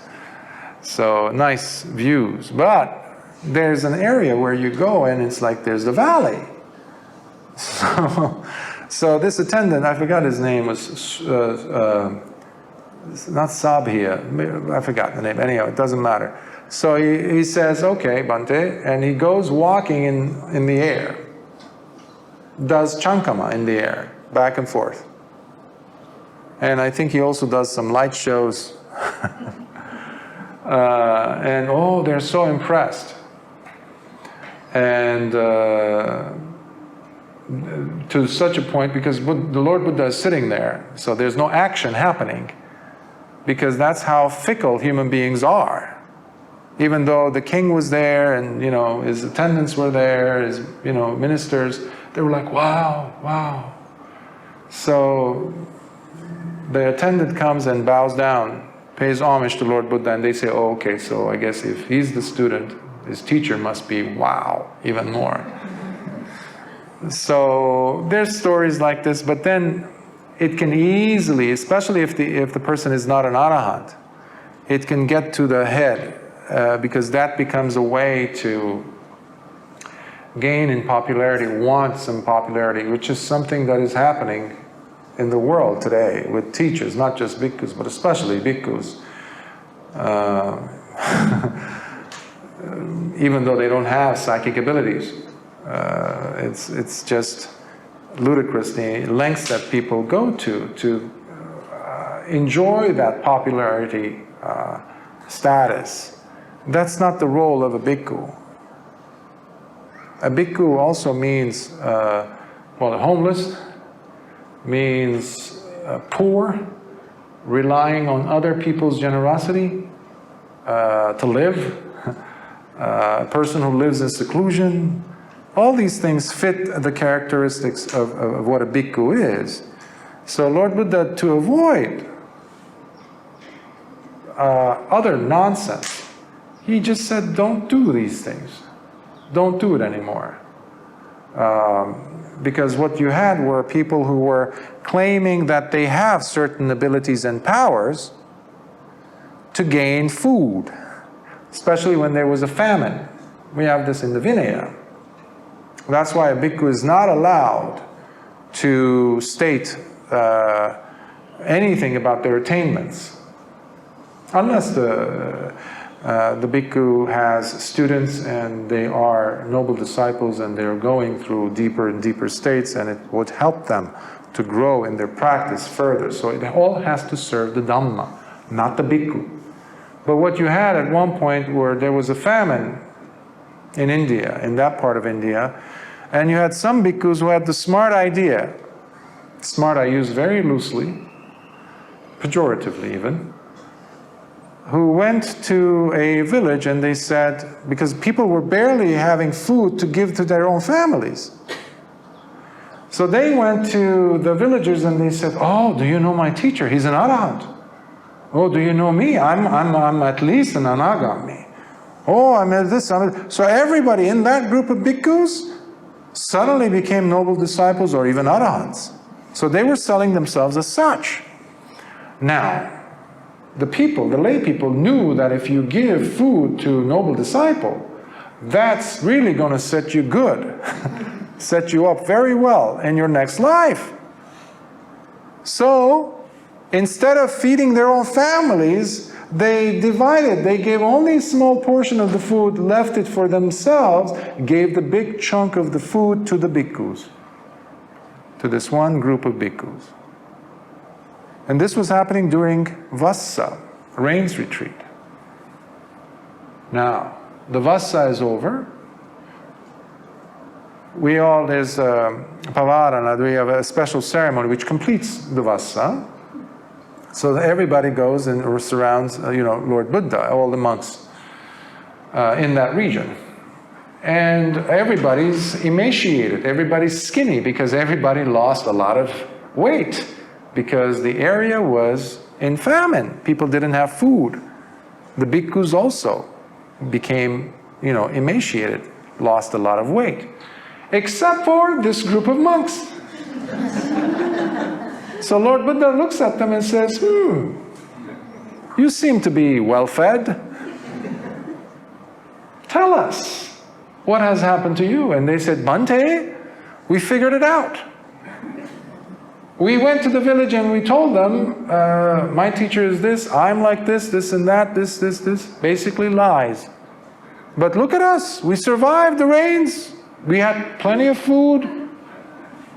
Lord Buddha scolds them, chastises them, and he makes it a parajika, a defeat. A defeat for a bhikkhu, meaning you're out. That means you can never become a bhikkhu again in this life. If you ever go outside and say something that is not true, especially in regards to attainments, that's why it is forbidden. That is the reason. So I'm sharing with you things that lay people don't know about, but you just know or heard about, oh, a bhikkhu cannot say this. Well, why? There's always a reason. Lord Buddha always had a reason to make up a rule. He didn't like rules, He was a rebel from the start. But when you're working around idiots who constantly break rules, who don't have decency to think about, wait a minute, this thing that I'm going to do, is this going to harm the sasana? Is it going to make people, especially the lay people, lose faith in the Dhamma? Is it? Even if you have the slightest doubt, you stop doing it. That's what a decent person does. Unfortunately, these people were not that decent, so they had to be given rules That's why we ended up with 227.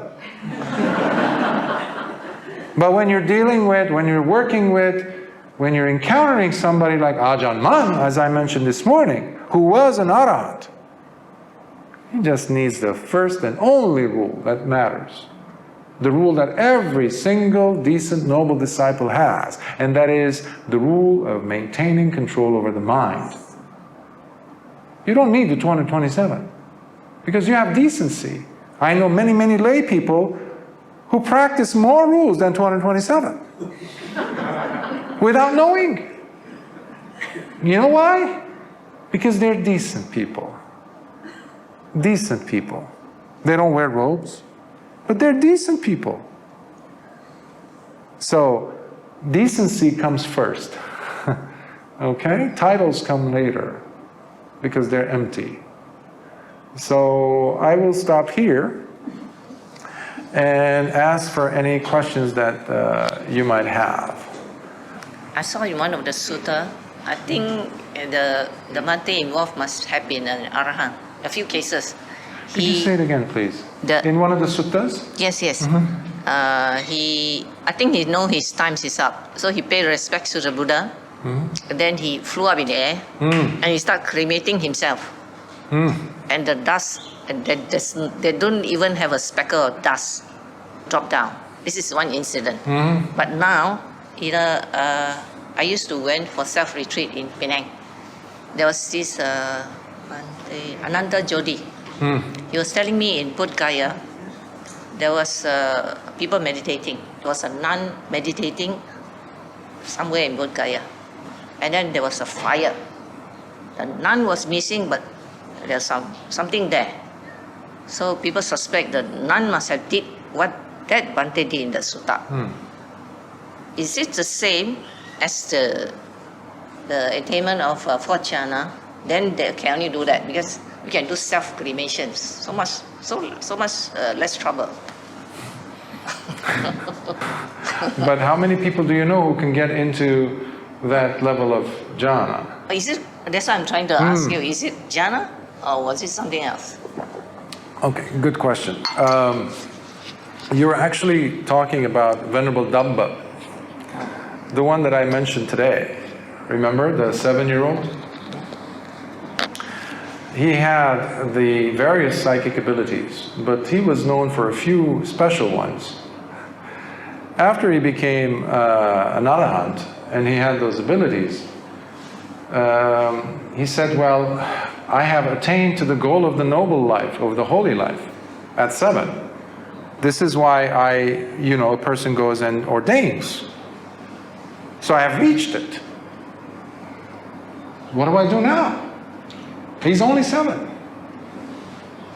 So, but because he's an arahant, he's also wise, even though he's 7.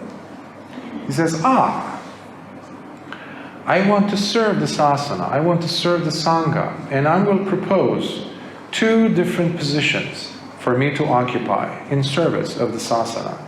And he goes to Lord Buddha and the sangha with these 2 proposals.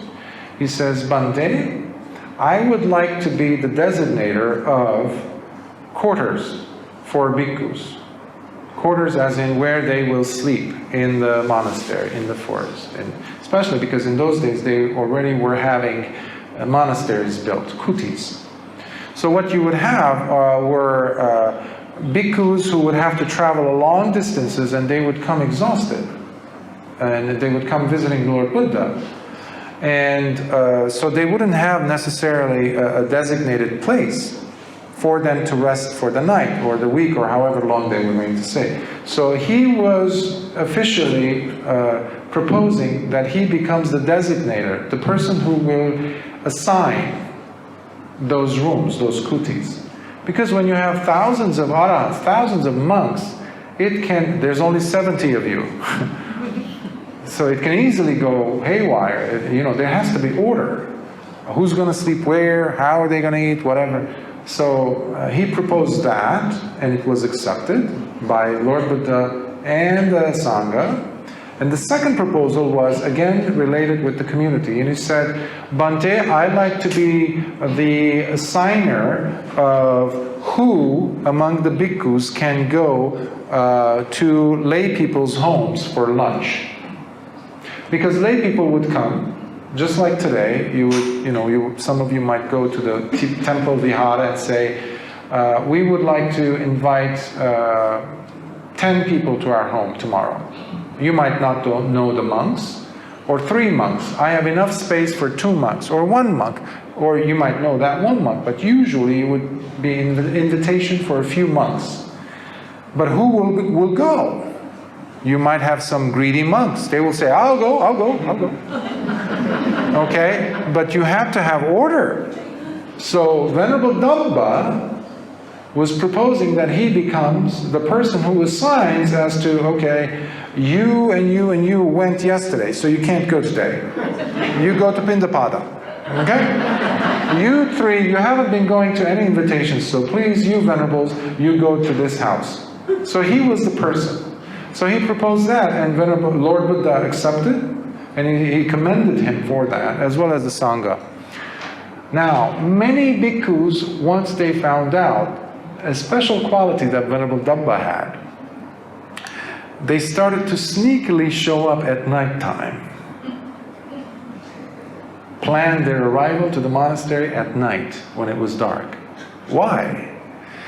You see, Venerable Dhamma had he had psychic powers. So at night, sometimes he would notice that monks were coming and there's no light. So he determined that he would use his thumb as a flashlight. So he would just point to the thumb, whatever, the thumb would light up. It doesn't have to be the thumb, by the way. It could just be something like, it would be a halo, or even his whole body could light up. And wherever he goes, it's just light. It doesn't matter. It's in the dark and you have a light source, it's going to make everything bright. So in his case, the suttas say that it was his thumb. It doesn't say it was from the back or front, but just use that image. Now, when bhikkhus found out, through the grapevine, now whoever didn't want to visit the temple, the monastery, now wanted to. Because Venerable Dhamma is there, we just want to check it out. People were as curious as you are today. If you hear about someone having psychic powers, what do? We want to go. Just once. So they were showing up specifically at nighttime. No one was showing up during the day. Because they wanted to see. How is he doing it? So that was one of those things. And unfortunately, Venerable Dhamma also was wrongfully accused by the Jains. Jains were very wealthy, they still are, in India and other parts of the world. But because he was so popular, just like in the case of Venerable Mahamoggallana, they would go after selective monks who were known, who were famous. And Venerable Dhamma was famous, plus he was young. So when he's barely at the age of, like 17, 16, 18, people, there's a woman who comes and accuses him of sexually molesting her. And as was the case with every single accusation. Now, Lord Buddha knew who was being accused. He's an arhat. It's impossible. Even if it was a sotapanna, it's impossible for the sotapanna to do such a thing, let alone an arhat. It's impossible. It doesn't work. They never can break a sila. Okay. So Lord Buddha says, call Venerable Dhamma. Dhamma comes and he bows to Lord Buddha and he says, yes, Lord. And he says, Dhamma, there's this woman who's accusing you of sexually molesting her, raping her. And Venerable Dhamma says, Lord, I belong to noble disciples. I'm not, you know that. So this is totally like, how can I even answer that? This is not even, he says, Lord Buddha, for the record, Lord Buddha says, Mallan people, and he was Mallaputta, he was a son of the Mallans. Remember, Mallas were the place where Kushinara, where Lord Buddha was burned, cremated. That's their main principality, kingdom. Lord Buddha says, Mallans were never known to give indirect answers. So be direct. Because Dhamma didn't answer him, no teacher. So Lord Buddha wanted Dhamma to give him a correct and very definitive. And he says, yes, Master, I will give you the answer. And the answer is no, I've never seen this woman, I don't know what she's talking about. And he says, that's all you need to say. And the woman confesses. Because she sees in whose presence she is at, and who it is that she's accusing, and of what. Now, over time, Venerable Dhamma did not live for too long, because he already had enough. Because there was another incident. They again accused him of some sexual thing. And for those reasons, we also have rules in the Vinaya. Because somebody accused Venerable Dhamma of something, he had nothing to do with it. But to avoid such a situation from ever occurring, Lord Buddha instituted a rule. So the day comes where you described, and because he was a master at, especially the fire kasina. The fire kasina, kasinas are different discs. Think of them as discs. You have patavi or earth kasina, so you look at it, and you just meditate. So this is an absorption. I always have recommended individuals who want to experience these things, first become an arahant. Please. Then go ahead and waste your time. Because on the way to being able to do any of these psychic things, what if you die? There goes another opportunity of being born as a human. At least if you're an arahant, that's it, lights out, you're good to go. Who cares about psychic abilities? But for fun, if you want to, go ahead. If you still want to, which is a big question. So Venerable Dhamma was known for his ability to go in and out of kasinas, especially the fire kasina. So one day he goes and he says, Lord Buddha, Bhante, it is time for me to go into Parinibbana. And Lord Buddha, because he had already done his work, Lord Buddha says, Dhamma, Mallaputta, you may do as you please. And he says, yes, teacher, and he bows. And I think he also gives a Dhamma talk, because that was a usual protocol before an arahant died. Lord Buddha would always request that the bhikkhu or bhikkhuni who was about to die to give a Dhamma talk. What a lovely thing to do. And then he goes into the fourth jhana, and he rises off the ground, and he brings to mind the fire kasina, and he engulfs his body. So much so that he burns his body to the point where he does not even leave us any relics. Completely exhumed. Completely extinguished, not exhumed. And that's that. Now, as far as what you mentioned in Bodh Gaya, you said there was a nun probably who committed that. I have never heard of that. Because over in the 70s, you had in Vietnam a few cases where Mahayana monks were burning themselves and in revolt of whatever the status, the political scene was, to show, I guess, whatever injustices and things were happening. Again, I have no idea whether they were even in the first jhana or the fourth jhana. All I know is I've seen one picture of one of these meditating monks who had poured gasoline on himself, and his body was burning. Half of his face is still in flames, but you can look carefully and you can see he's squinting. That will not happen in the jhana, in the fourth jhana especially. That indicates that this person must have been feeling something, feeling the pain, but his adhitthana, maybe his willpower to subdue his screams, might have been stronger. So I don't see it necessarily as the same case as Venerable Dabba's, because he was an arahant.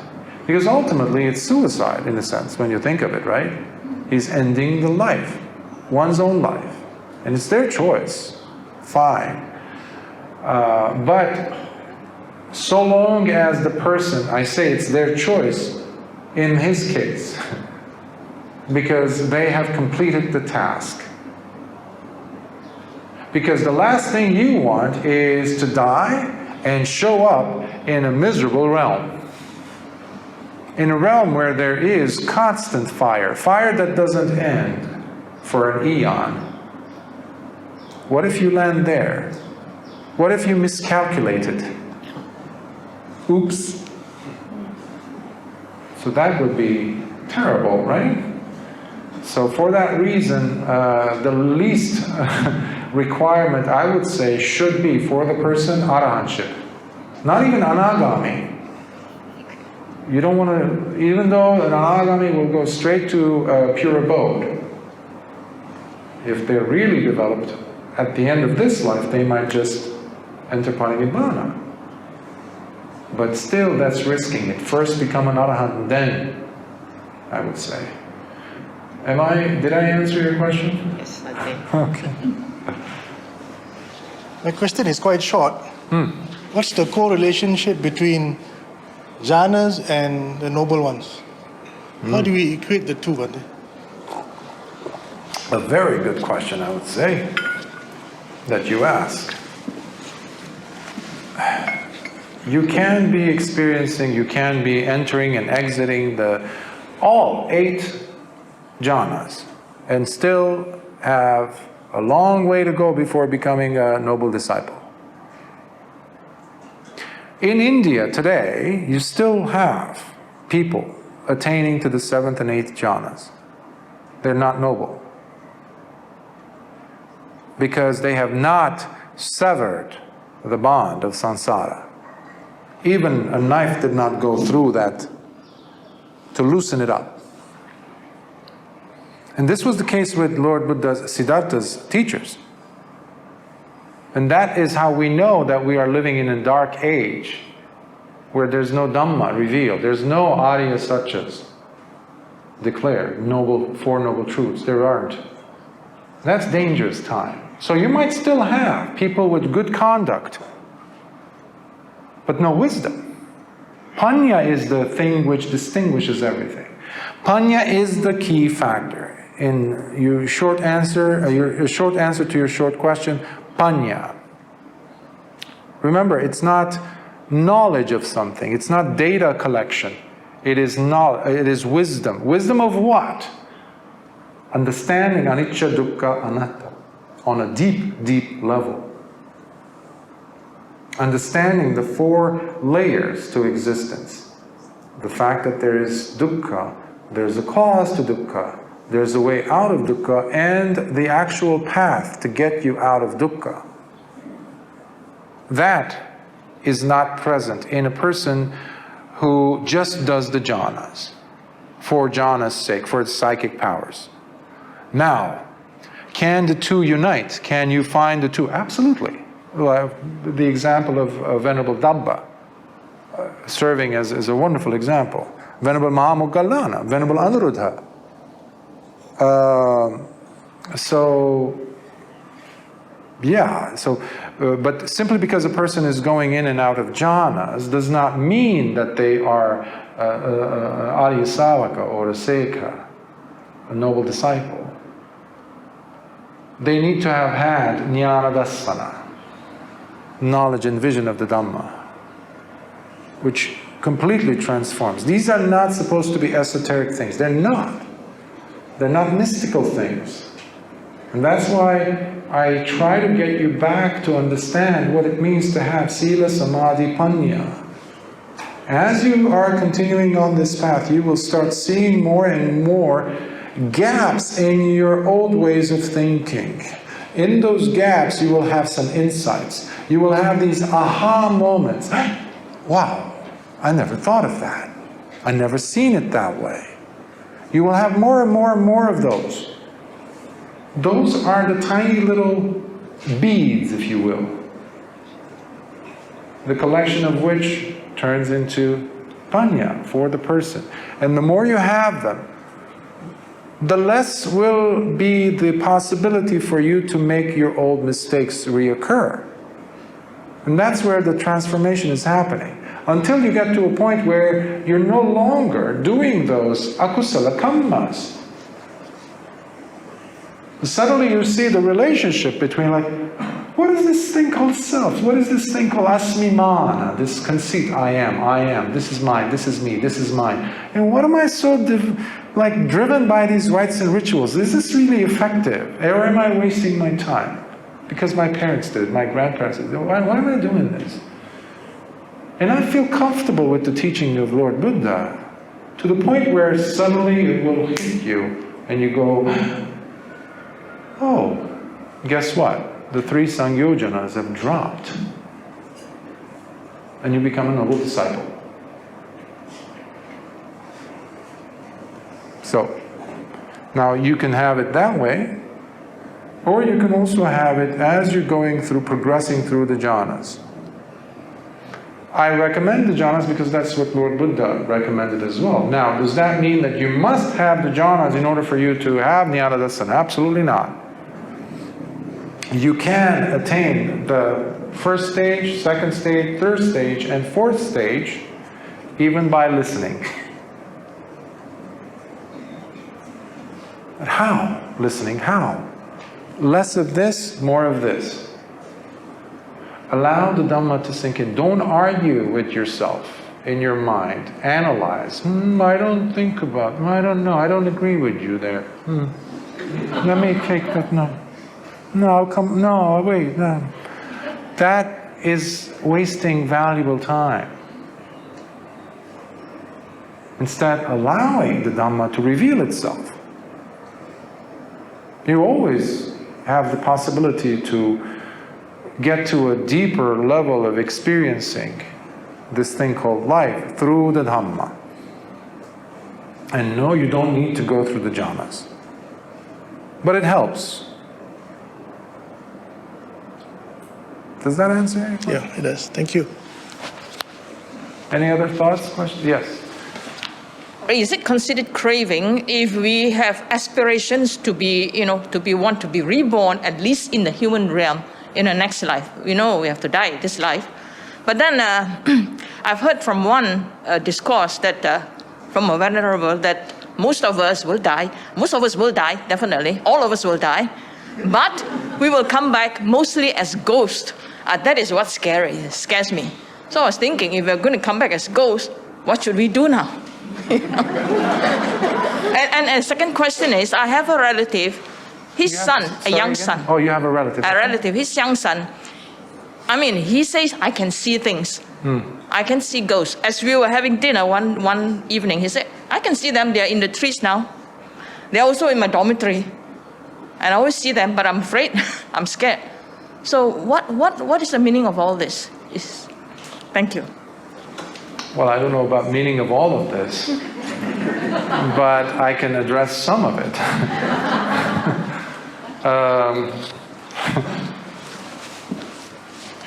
Let me see. The first question was about hungry ghosts being reborn. Well, I don't know who the Venerable was, and what group of people he was addressing. So that has to be also clarified. But if you are among a group of people, or you're one of, how should I put this? We are cultivating a population of humans for the past century at least, that is driven primarily by greed,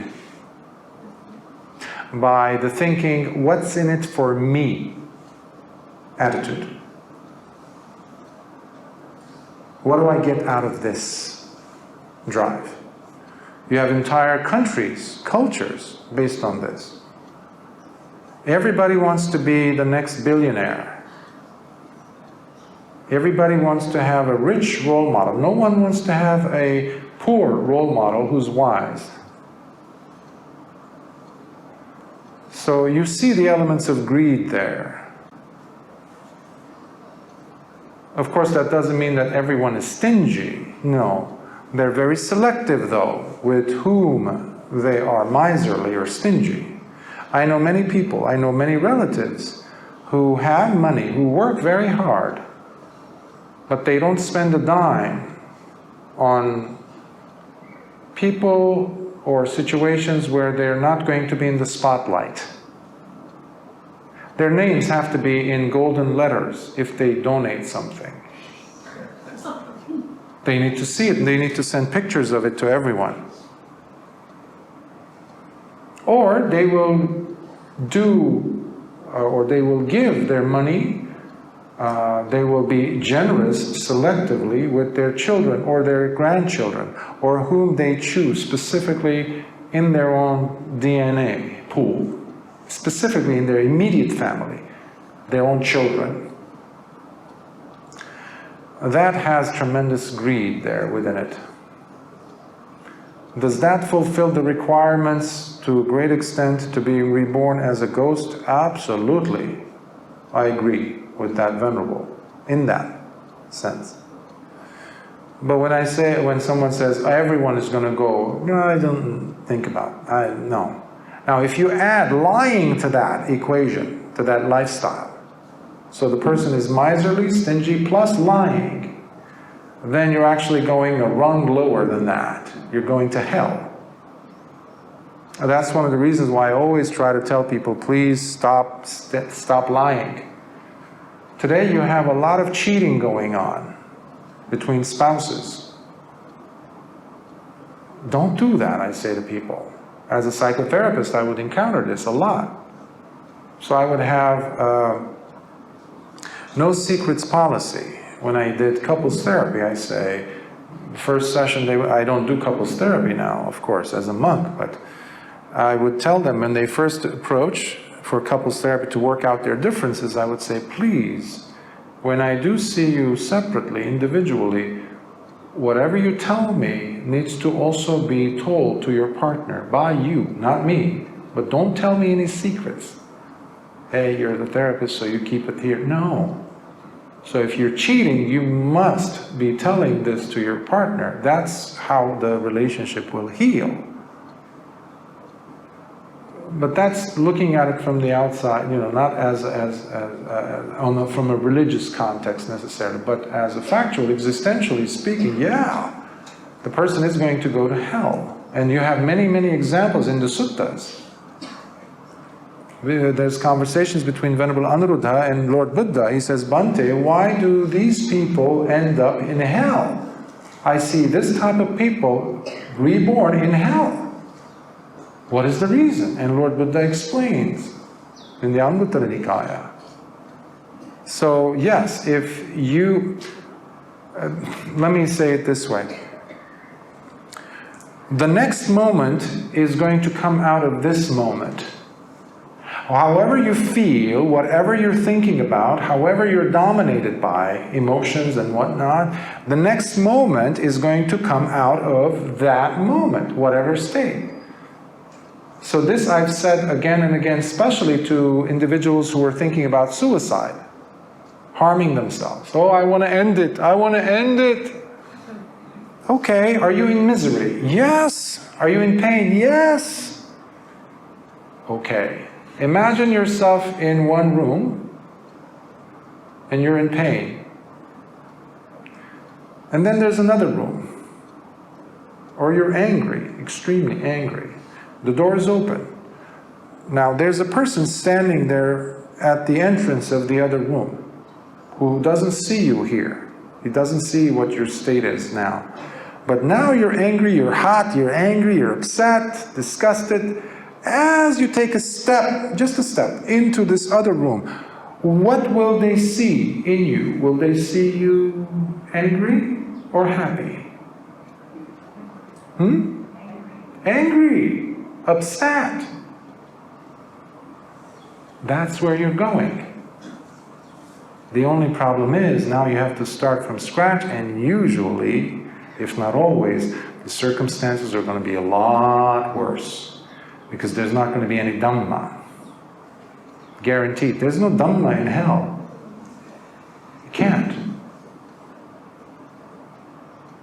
So that's one of the reasons why I always try to urge Sangvega in people. Anywhere you listen to any Dhamma talk, if there is, forget about how nicely the speaker is or how knowledgeable they sound or impressive or how big of a following they have, it all means nothing. They need to be teaching you the Dhamma that is based on Sangvega, urgency. They need you to put all your energy to make the most of this life. That is a teacher that you need to listen to. That is a person who's talking Dhamma. Unfortunately, I don't see that happening a lot. Just be happy, just do nice things, do good. That's not Dhamma. What is that? You see that in all the other traditions. You don't even have to be in a religious practice. That's not Dhamma. Urgency has to be. Urgency is what's stopping a person from committing those evil actions. And that's the thing which is going to stop you from being reborn in the hell realms, in the animal realms, in the ghost realms. And as far as your relatives seeing things, challenge them. Say, oh yeah? I will believe you when you start seeing divine beings.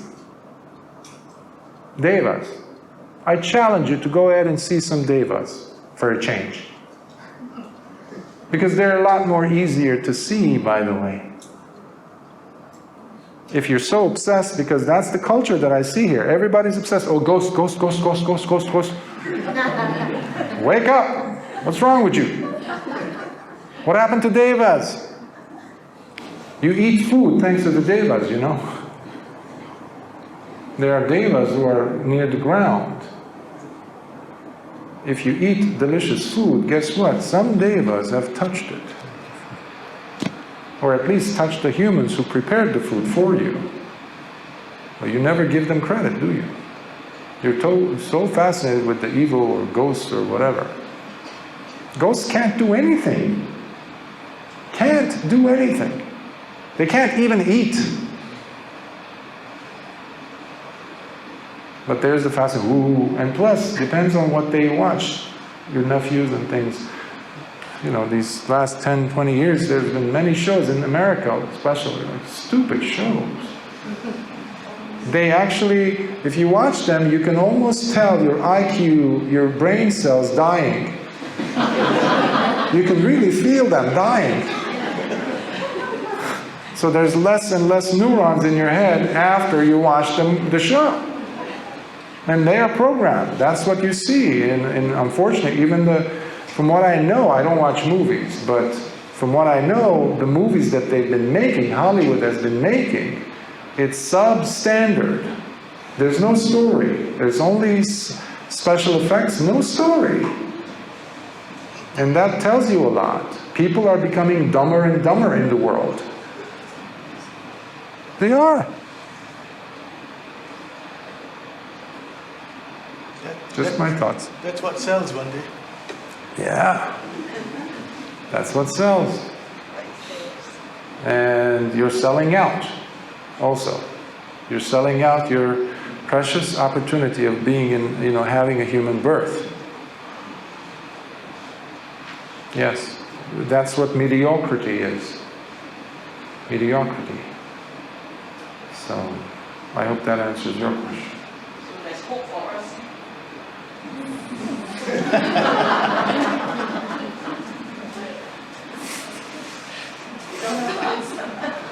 I don't have an answer. What do you think I've been doing here for all this time? So, push yourself out of your comfort zone. Because most of us don't take refuge when we take refuge in the Buddha, the Dhamma, and the Sangha. That's just not true. Really. Most of us take refuge in Kilesam saranam gacchami, taking refuge in the defilements. Lobham saranam gacchami, dosam saranam gacchami, moham saranam gacchami. That's what we really live by.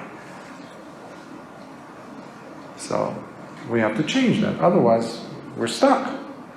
It's your life. Do you give your house keys to anybody on the road?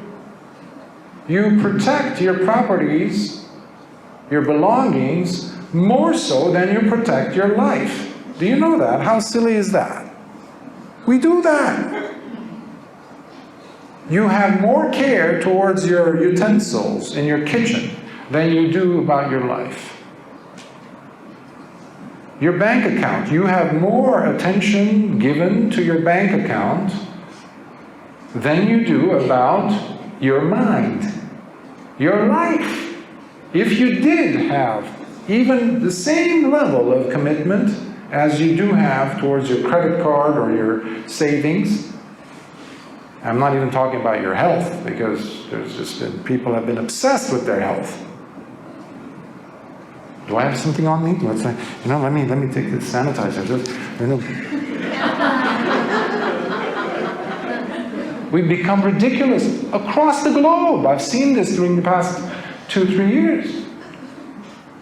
I've traveled. Even in the worst days of COVID, I was traveling through empty airports, going and talking to people, pointing this out, pointing the mirrors, showing them, like, see what crazy behavior you're displaying. If somebody else was doing this, you would laugh. But you're doing that. There's no panya. If you're in human birth, you look down, you have toes, you have eyes. Oh my God, I'm seeing. I can see, I can understand. I'm even hearing the Dhamma. Of course you have hope. Not just hope, applicable opportunities. But the drive has to be there.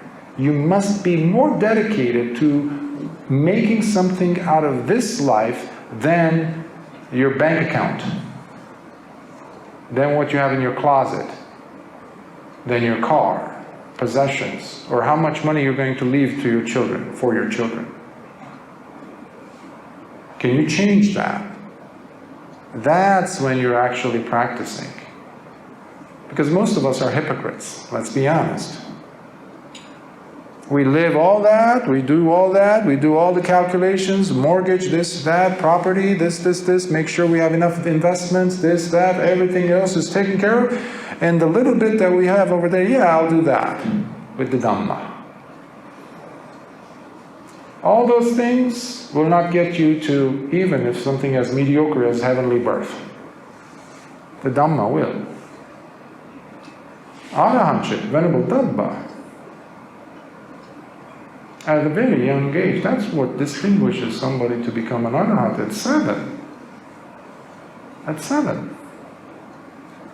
So we have all these fictitious standards. I'll say this and then I'll stop, even though my throat is finished. But hey, one time a lay woman sends news to the monastery, says, please, Venerables, send 4 arahants for lunch. That's how many they were. So the news I guess, let's say it was Venerable Dabba who was assigning who's going to go to meals.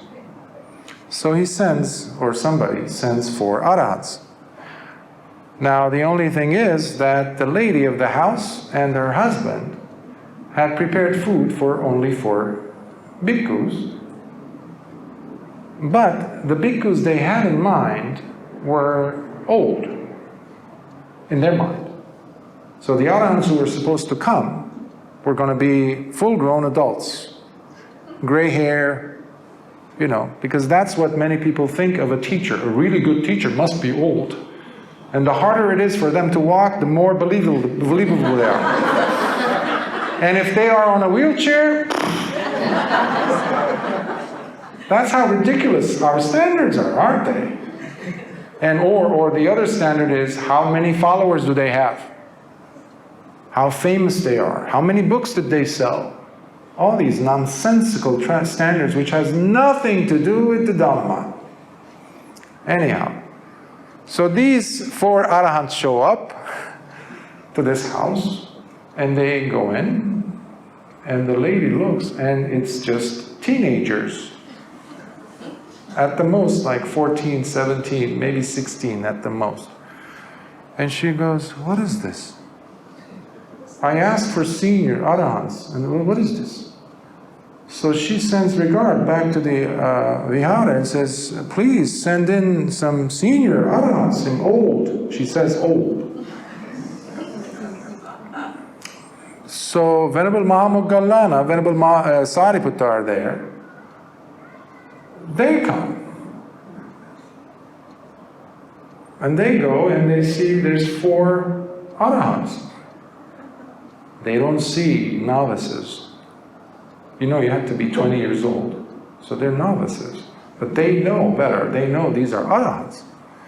And they see that there's enough food for 4 people. Quietly, they see that, they acknowledge, they leave. The chief disciples leave. And now the lady of the house is really perplexed. Like, why did they leave? Those are seniors. What is this? What is this? This is a joke. Meanwhile, time is passing.